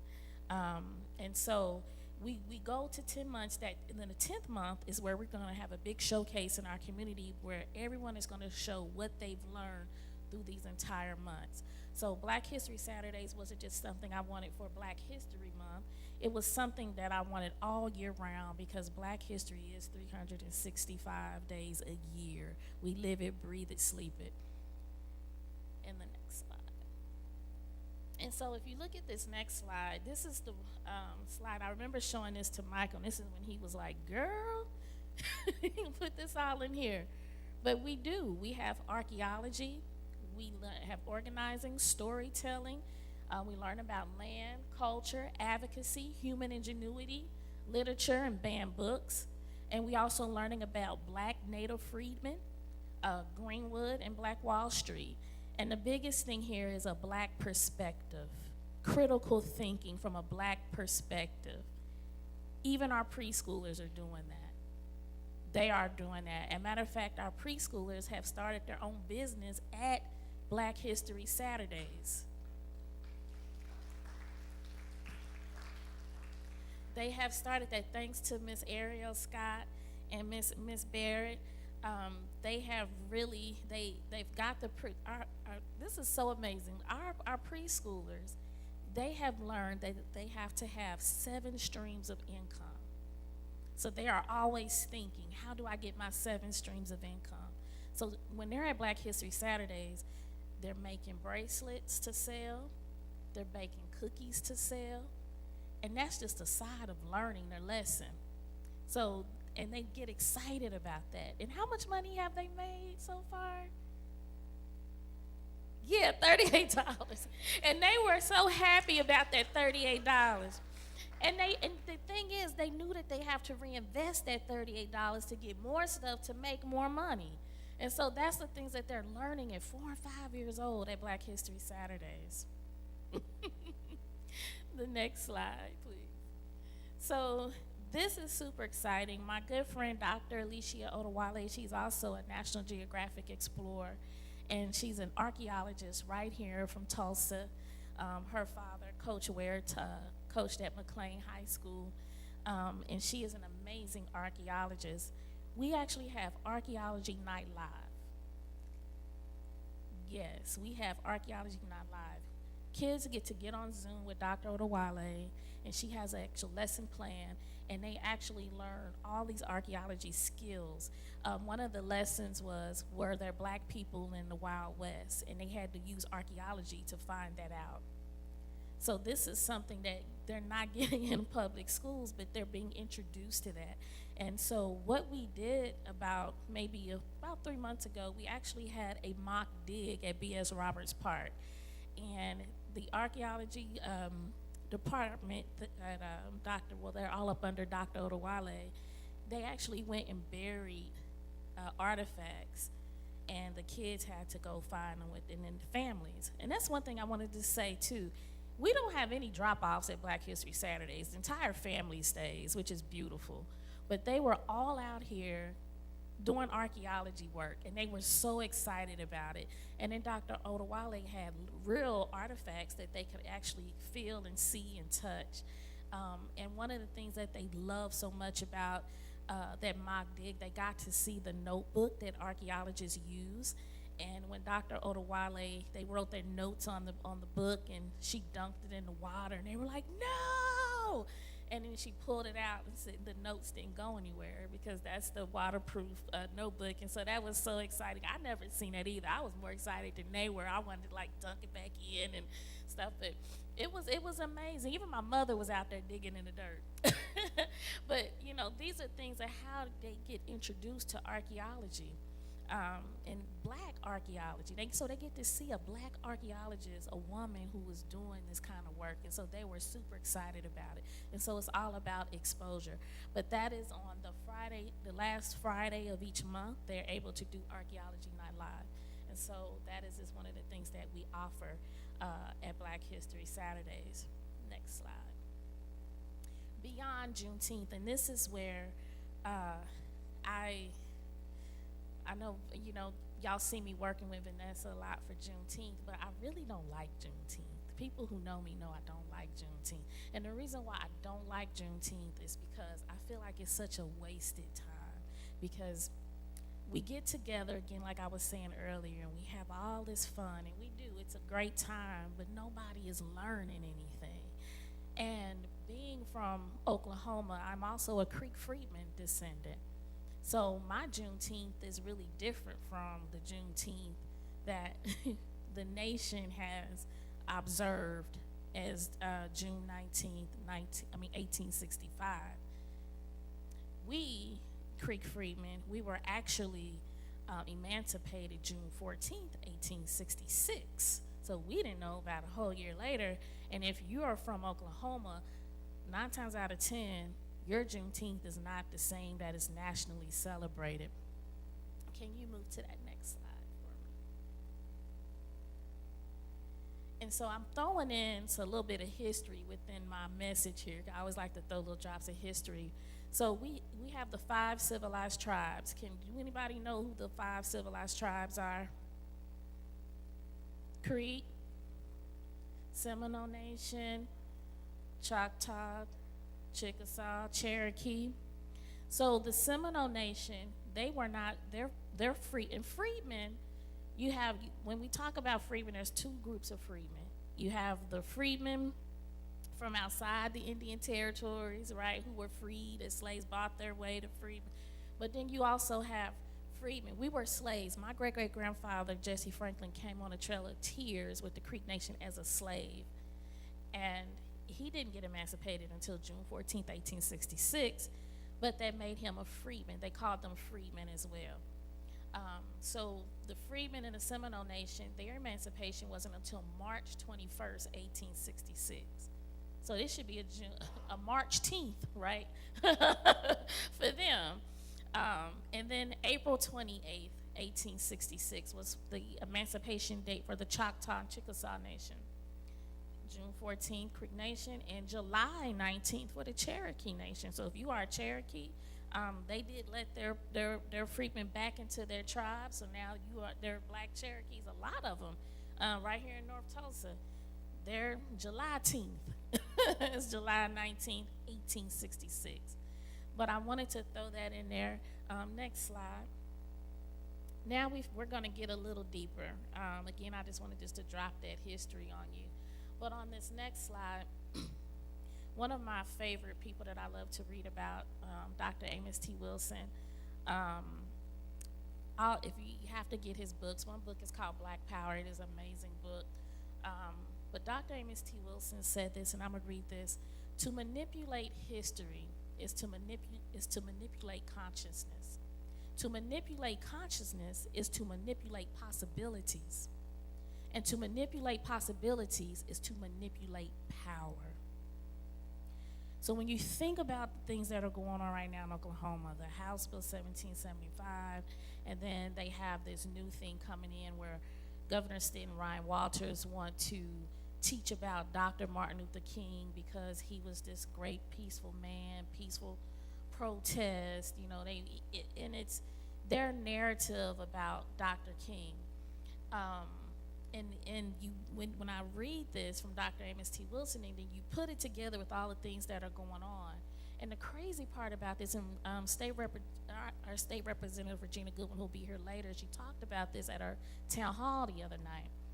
And the crazy thing about what Ryan Walters and Governor Stitt is trying to do, especially with this standalone curriculum for Dr. Martin Luther King.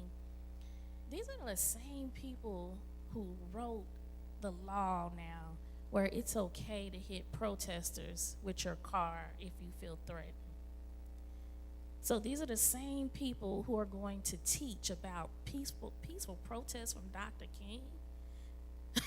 But if we know anything about history, the I Have a Dream Dr. King is not that same King in 1967 and 1968. You're right. Right. And so when you think about what I just read from Dr. Amos T. Wilson, and I'm going to read the second one, and then I want us to kind of just talk about it a little bit.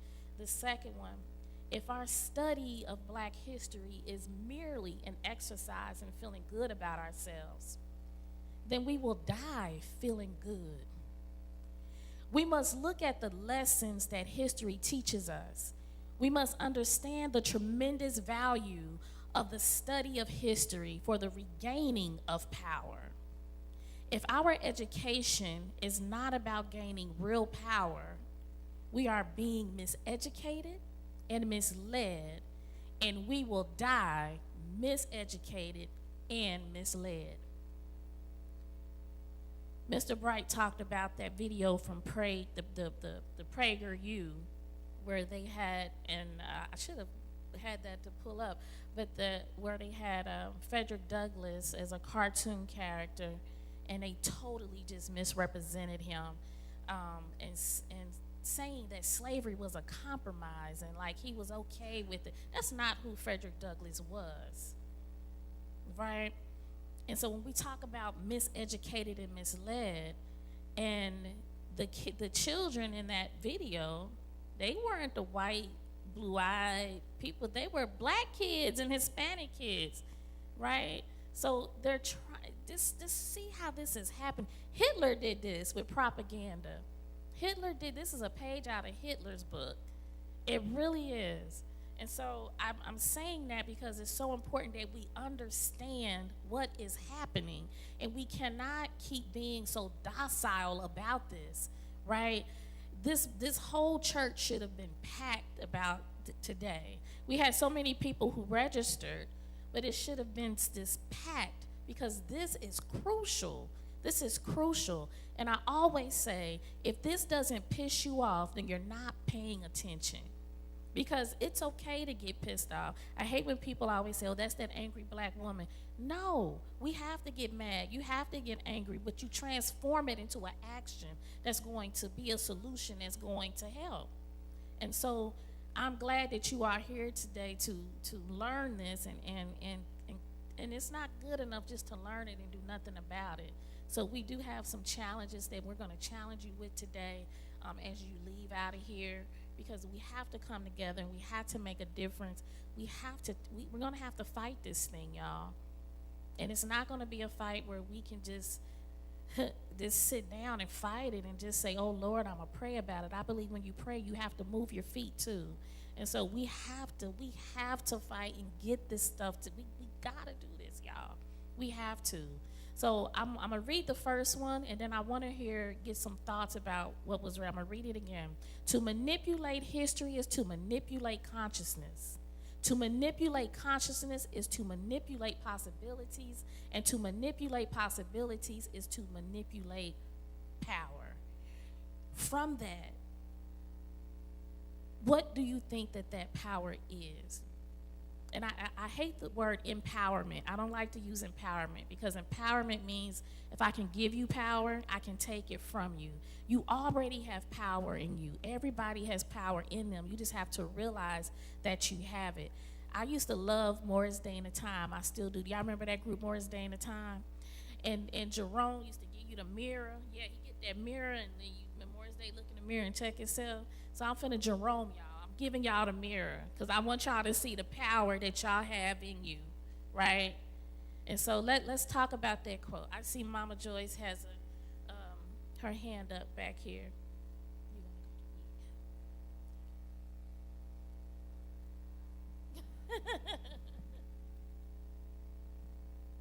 But it's the power to be. And as you talk about Blueprint to Black Power by Dr. Amos Wilson, you can still hear Dr. Wilson if they haven't pulled it off of the YouTube. You can go to for those of you who want to get a quickie on that, you can go there and get that. But it's the power to be. And Dr. Wade Nobles talk about be, become, becoming, constant processes.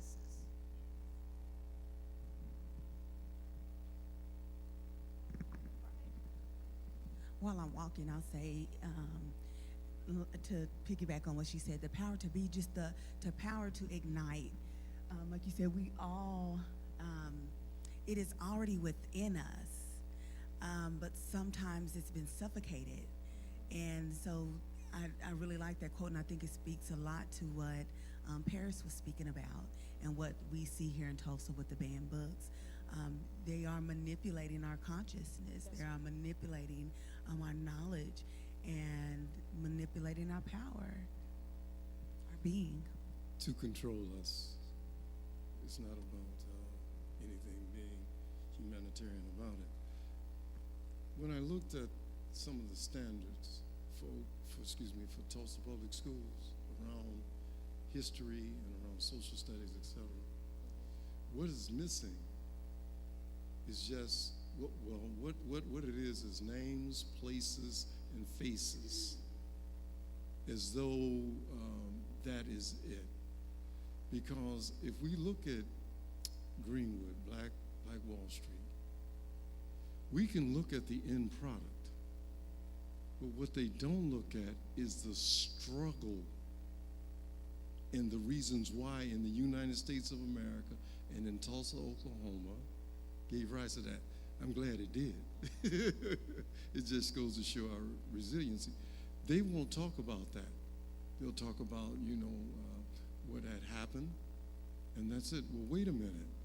The process of getting there is the lesson.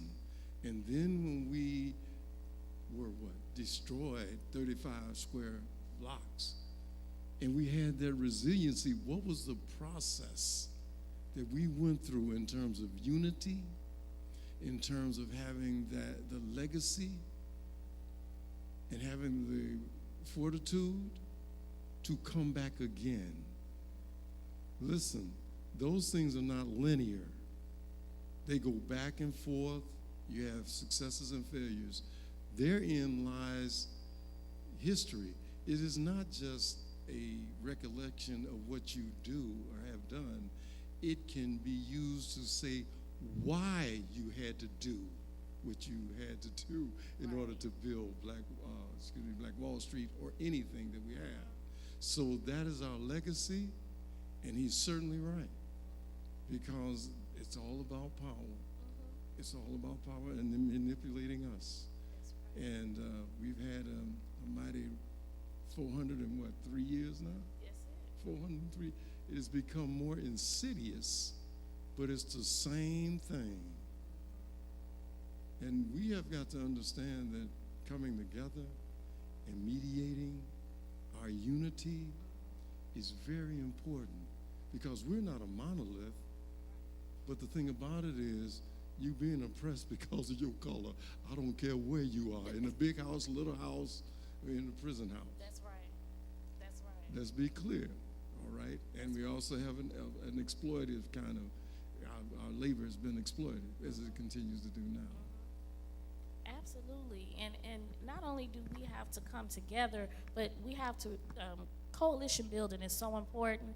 And in Oklahoma, what I've learned, we have to do a lot of coalition building outside of Oklahoma, which is why working together with PEN America, National Geographic, 2892, those things are important, because, of course, we're not going to find those big, powerful entities that's for us, and really in Oklahoma, because we're such a red state.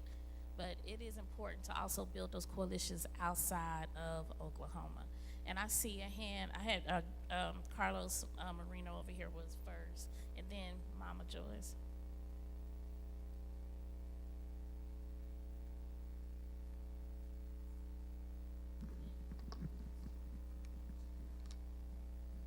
was mentioned earlier about getting to know who you are, and working with the Oklahoma Eagle and doing all the research that I did about Greenwood, people were asking me, well, why are you writing about black history if you're not black?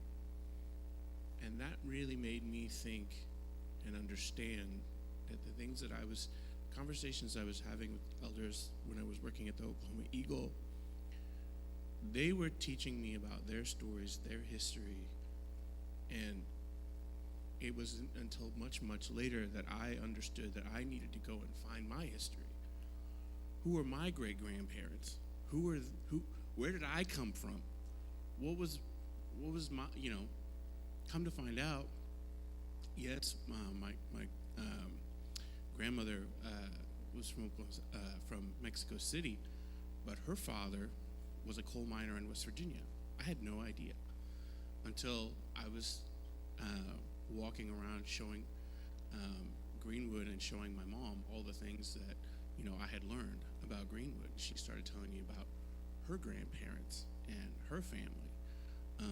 So it's a really powerful thing to come to understand your history and how you play a part in the history of the United States, because coal miner in West Virginia, that's a significant part of American history. And I think a lot of this stuff that's going on about taking away history to be able to take away power is for you not to know where you came from and who you are and who your family is. And I think that if more people did that, it would give them a lot more power.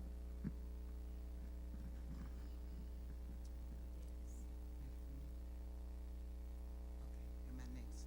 Okay, Oklahoma at one point had 50, and that's 50 all black towns. They had their own government, their own schools, their own teachers. Now we're down to 13 because a lot left because it was dying. But we had the first African American female mayor in the United States, which is Leela Foley from Taft, Oklahoma. Now, none of the all-black towns that exist has a school there. The kids are bused out of their town to go, but they put prisons there. In Taft, there's 2 prisons. In Boley, there's a prison. Boley was one of the richest all-black towns in Oklahoma. And now there's a prison there, but no high school or no grade school. Yes, and that's a part of history that I think that we really need to focus more on telling, because a lot of it's the freedmen history actually, because before Greenwood existed, black people existed in what was called Indian Territory, which is now Oklahoma. I believe the earliest that was written is 1829, where black people actually lived. Hodges Bend, the Hodges Bend was one of the first black settlements. There's a lot of rich history. My great grandfather, when he was emancipated, Jesse Franklin, he was appointed to serve as Supreme Court Justice on the Supreme Court for the Creek Nation. And these things are documented, but they are not shared and taught the way that they should be taught. And it was actually had over 55 black townships. That's not including the black tribal townships. That's not in that. So I just had to add that to what you were saying. And, also, not only was there just all black towns, there was communities that was all black. Simmons community, I'm from Haskell, Oklahoma, and Simmons community was one of the communities, and each one of them had their own school. It went to the 8th grade. And then when they got to be in the 8th grade, they would transfer to Larger Town, which was town I grew up in, Haskell. But whatever, Tallahassee is one of the oldest black town. It has the oldest black church in Oklahoma. So we forget about those towns operated. They had everything that they needed within those towns, the schools and everything. So now when I go through the towns that I grew up going to, it's kind of sad to see them like that. Redbird, Yeah. I can name them all. I do give tours sometimes to Yeah. the all-black towns. Yeah. So I had to learn the history, but growing up, I did go to those towns. Right. And they did exist. Yeah, and please take the time, if you got this card, we're gonna make sure you have some at lunch, but on this card, it's called it's 22 miles to go, the Tulsa Collection, and there's a QR code on the back of it, so it'll take you right to it. But this talks about a lot of the history that this young lady is talking about, and this is one of the things I was so grateful that Ashley shared her platform for 2892, so I was able to write about a lot of that history of Freedmen history and my family history, so now that we can share it, and in this curriculum at the end of each of these story maps, Dr. Odawale did one about all the education, so you can read about all the Freedmen schools, all the black schools that existed throughout Oklahoma, because when Ashley approached me about 2892, it was first about just Greenwood, and I said, I really don't want to keep talking about Greenwood. I mean, it's important, but I knew there was so much more black history throughout Oklahoma that needed to be shared and talked about. And so we were able to do that. And so Chief, everyone knows Chief Ngawali Amishan, he did Greenwood and Black Wall Street on the story map. Dr. Odawale, the archaeologist who does the Archaeology Night Live for Black History Saturdays, she did the terrorism of education through Oklahoma. And then I did a lot of the Freedmen history. So you can go and look at those towns. There's amazing maps, interactive maps that shows you all these towns that existed. So it's really important. This information is here. Sometimes y'all just gotta just know about it and go get it. But we're gonna make sure that you have this information so you can read, teach this to your children. But a lot of this is also being taught at Black History Saturdays. Mama Joyce. I just wanted to say the important thing about, back to Dr. Amos Wilson, is that in his talking about Black Power, he also has us focus on, when looking at history, you're not talking about names, dates, and places. Because if the truth be known, Greenwood, while it was great, it was one of many, you know, and just recently, when they talked about Lake Leary and somebody drowning in Lake Leary, the history of that is, the dam of Lake Leary, whatever it is, that was a black town that they filled with water, you know, and there's been several drownings there, and there will be some more. But the fact of the matter is, when we look at history, we have to look at the 5 institutions. We've got to look at religion, education, economics, politics, and family. And so if we're going to talk about power and a blueprint for power, we've got to look at everything in those contexts. And that's all I'm going to say. Absolutely. And when we talk about that blueprint of power, I always say that Greenwood was the perfect example. Oklahoma was the perfect example of Black power. And I say Black power not in a where we're gonna kill everybody way. That's not what I'm talking about. I don't want people to get that screwed. But Oklahoma almost became a black state. Like literally, it almost became a black state. And they were on their way, that was the goal of making it a black state. And so people don't understand that, but we do, and this is why the massacre happened when you think about all the things that was going on. But and land, knowing where you're standing, knowing where you're living, knowing where you're working on the land is so important. Again, I go back to 2892 miles to go, which is why it's so important to read that and learn that, because it's so important to understand the land that you reside on and what happened there before you, and how are you going to change that. Or, as Dr. Carlos says, remembrance is resistance. And so we have to learn those things. There was, I'm sorry, Marvina. Yes. Good afternoon, everyone. First and foremost, I want to say thank you, Christy, for putting on this amazing event this afternoon.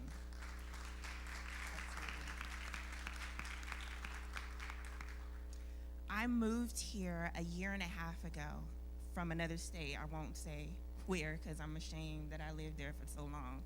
But but I moved here because of exactly what you guys are doing here today. There is a palpable community existing in Tulsa right now, and what you guys are doing to educate the citizens of Tulsans is extremely important. And a year and a half ago, when I moved here, I wanted to be a part of it, but I didn't know that it would become so necessary across this country, right? It's always been important, but in the last year and a half, 2 years, it's become extremely important for the reasons that we're talking about today. But when we talk about manipulate power, when I think about manipulate power, I see it as a concerted effort to not only suppress, deny our history, but also to create and reimagine who we are as Black people, to deny our greatness and our contributions to this country. We have done some amazing things, and as long as we don't know it, as long as we are denied the ability to know what we've done and contributed here, we won't be able to continue our greatness, right? We will struggle to see the greatness that we have within us today.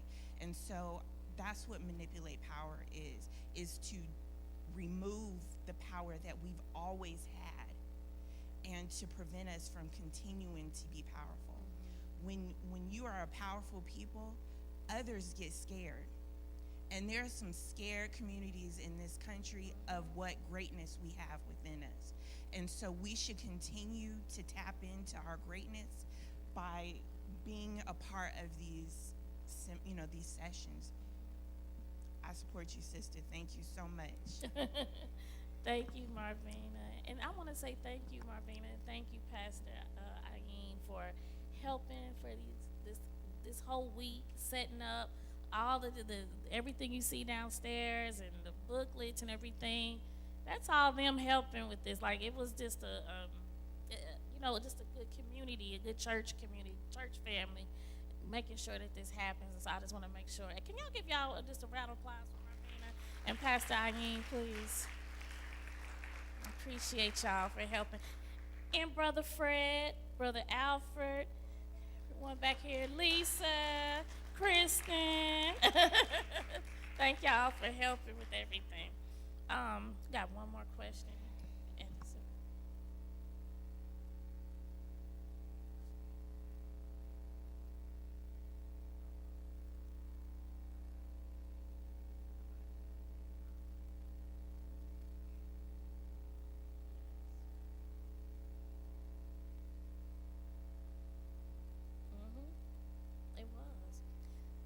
Nancy, Sister Nancy.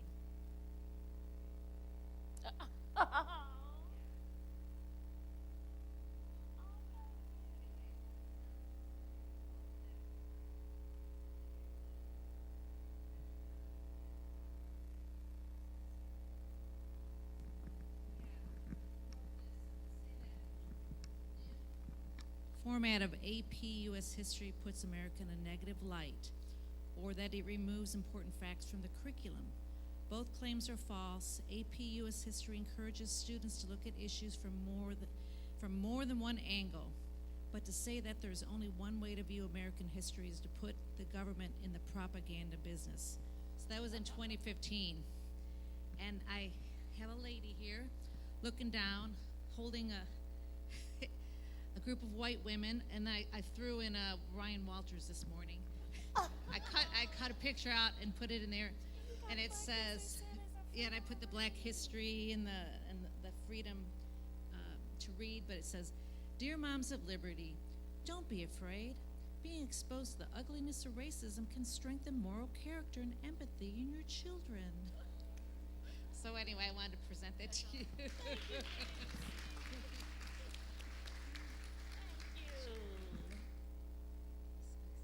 Thank you.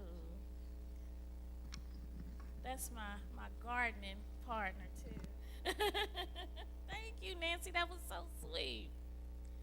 Okay, well, I'm gonna go to the next slide.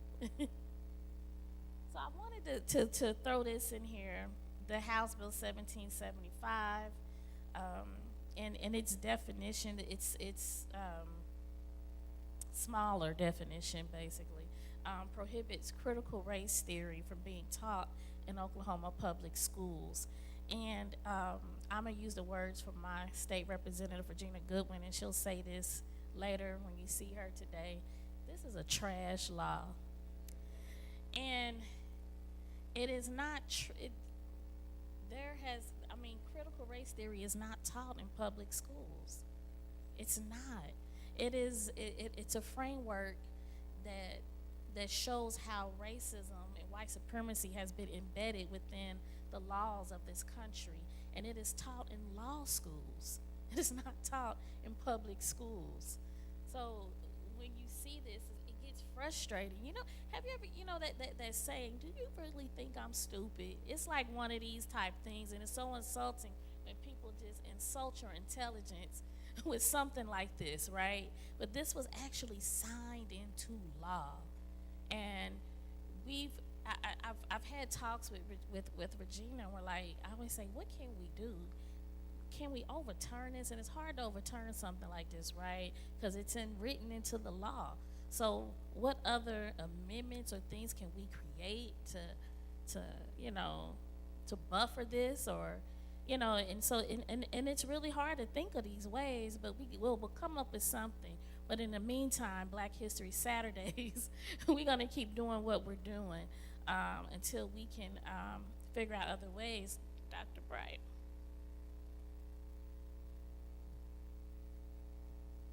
Is there anyone here that can bring us up to date on the ACLUs? They had some litigation to repeal this, and it's been just right after it was enacted, but I haven't heard anything.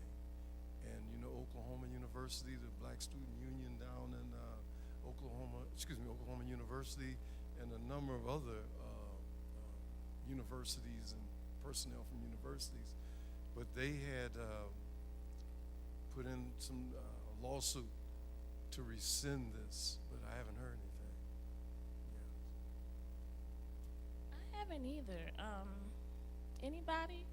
Paris, you heard anything? Any updates on the ACLU's initiative to try to overturn House Bill 1775? I heard anything?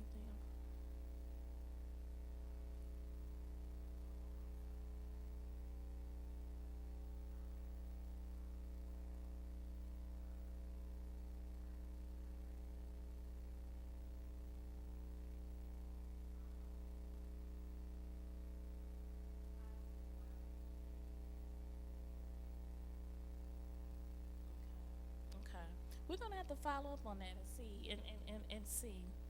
Okay, the next slide. I just wanted to just keep that on your minds, especially for today when the panel. You don't want to miss that panel. It's a hot panel, but you don't want to miss that. So I just wanted to put that House Bill 75 up there. And here's another one of my favorites, John Henry Clark. He says, to control a people, you must first control what they think about themselves and how they regard their history and culture. And when your conqueror makes you ashamed of your culture, and your history, he needs no prison walls and no chains to hold you. And when I read that, I thought about, I grew up in a household where I had Black history around me. One thing that my parents did was we had the whole big sets of encyclopedias, then we had Black history books. We had all of those things, and then my dad taught me so much about Black history. But it wasn't until my 11th grade year at Memorial High School where I had Mr. Roundtree, and it was my first African American studies course. And I was excited about that class.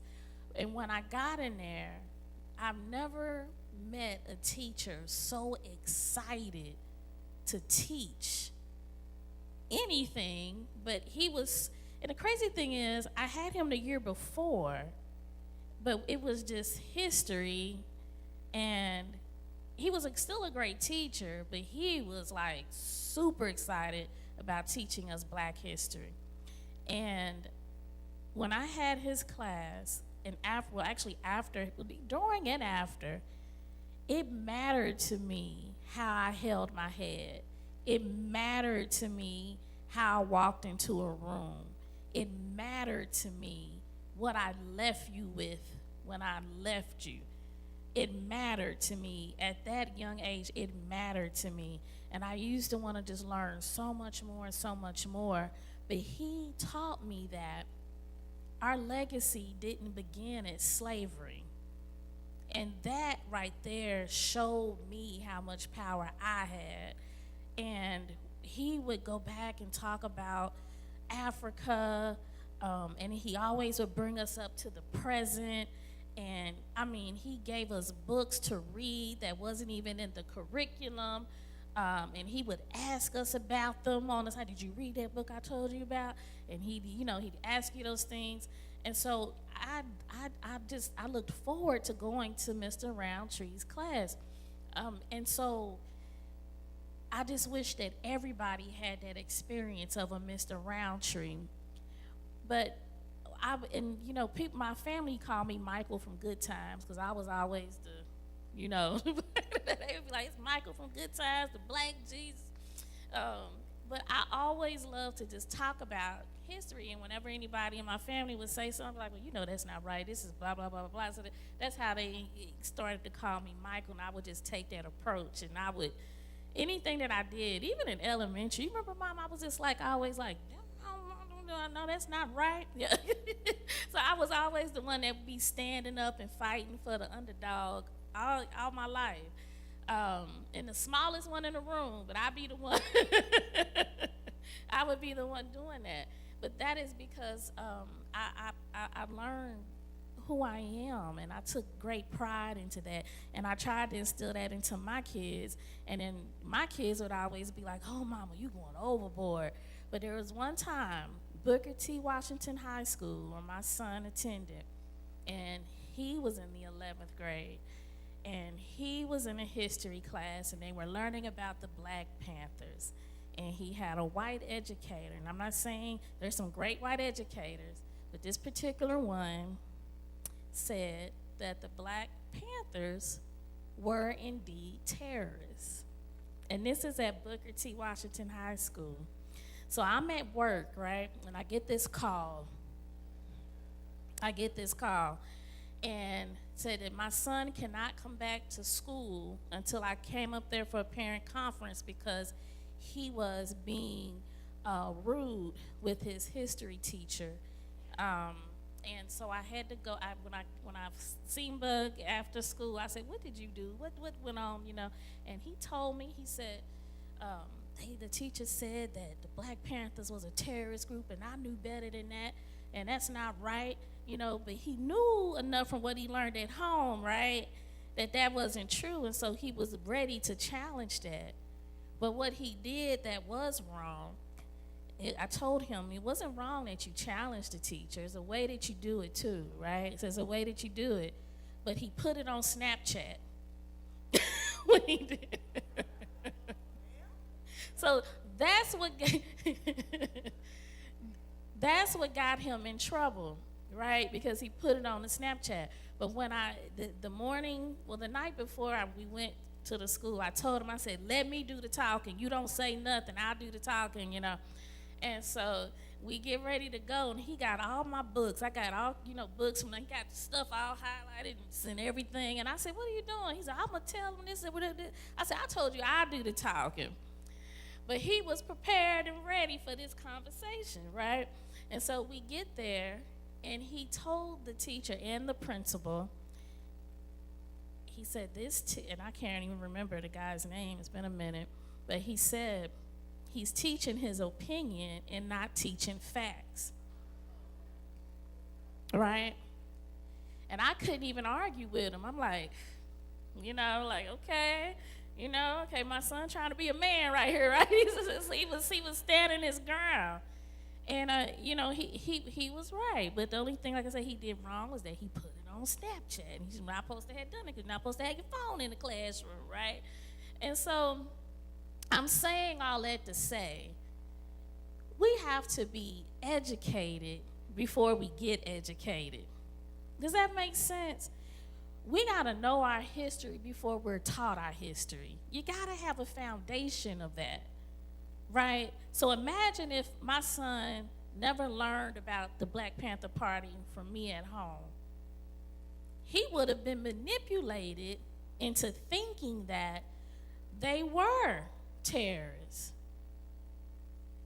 So you see how important that is, that we have to be able to teach and not just kids, because a lot of adults didn't get Black history.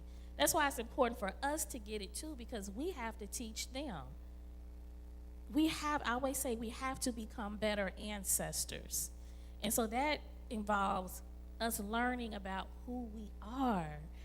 And you would just think that we as a people would be excited and just very just hyper-focused on learning who we are and learning our history. But we are also a people who have been abused, right? Oppressed, stepped on, suffocated, as you said, Pastor Ayin.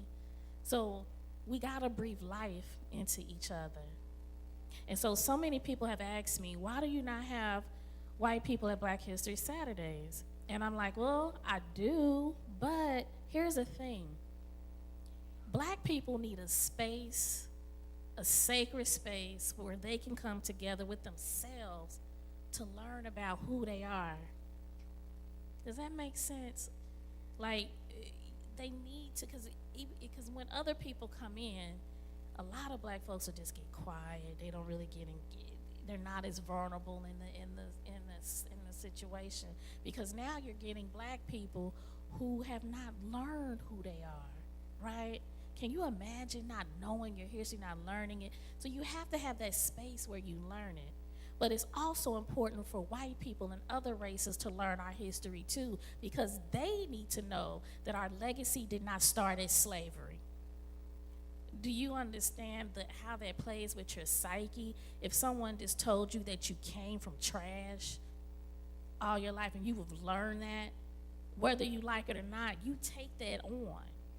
And that's how you view people. So we need these spaces for all of us to learn. We have to have these spaces for all of us to learn. And so I'm going to end by reading that again. To control a people, you must first control what they think about themselves and how they regard their history and culture. And when you conquer, and when your conqueror makes you ashamed of your culture and your history, he needs no prison walls and no chains to hold you. How long are we going to let people put prison walls and chains on our minds? How long are we going to do that? The African proverb says, until the lion learns to tell its own story, the story will always glorify the hunter. We gotta take control of our history. We gotta take control of our narrative.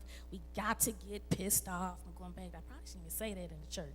But we gotta get mad about it. We have to get mad about it. And you have to tell other people about it.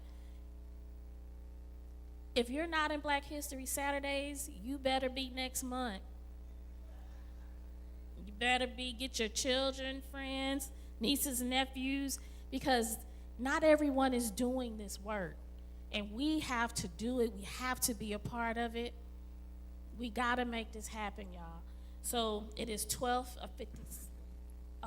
I was saying it's 12:57.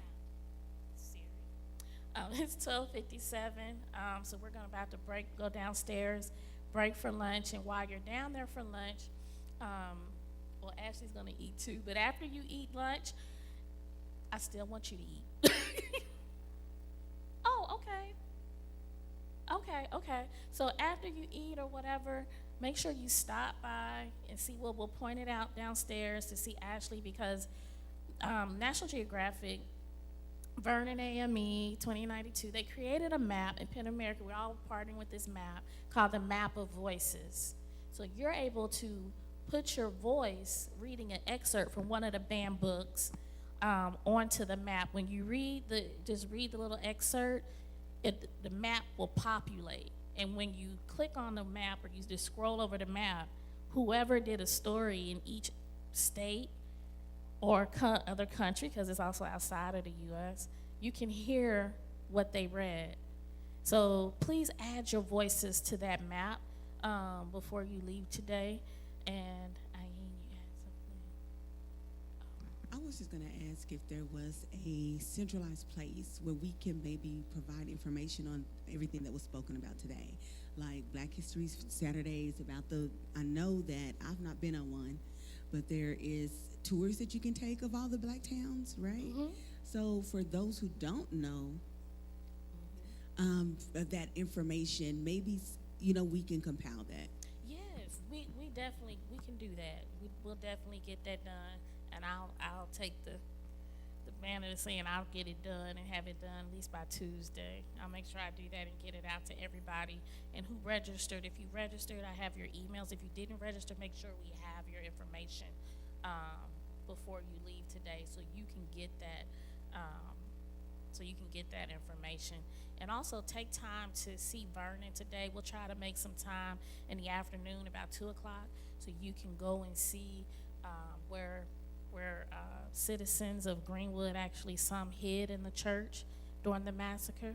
I think it's really important for you all to see that.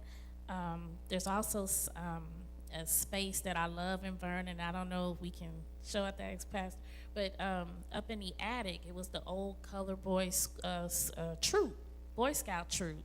And they met in that attic, but I probably can't take you up there. But it is still stuff like on the walls, their rules, their things that is still there. It is so, it's wild. It's the history in this building is so amazing. So make sure that you take the time out to do that.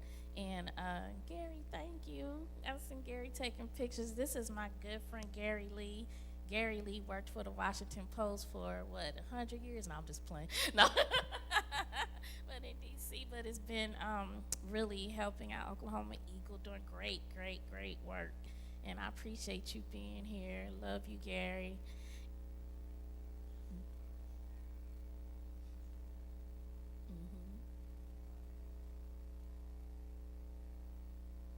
Yes, and he's amazing. And Dr. Myers, thank you up there for coming in and helping out today. Please give him a hand clap. His son created a Vernon AME app for us, so now we have an app. Isn't that amazing? His son created an app. We have an app where we can stay in touch and do all kinds of things on this app. It is so amazing. And so it's good to see young folk doing good work like that. So, okay. You guys are dismissed for lunch. Enjoy it. And as you're walking out, I just want to let you know, she mentioned Dr. Myers, we are streaming live on Historic Runners Facebook. So if you want to go back and hear what was said, or go back and, freshen up on one of the presenters, you can go there and do it.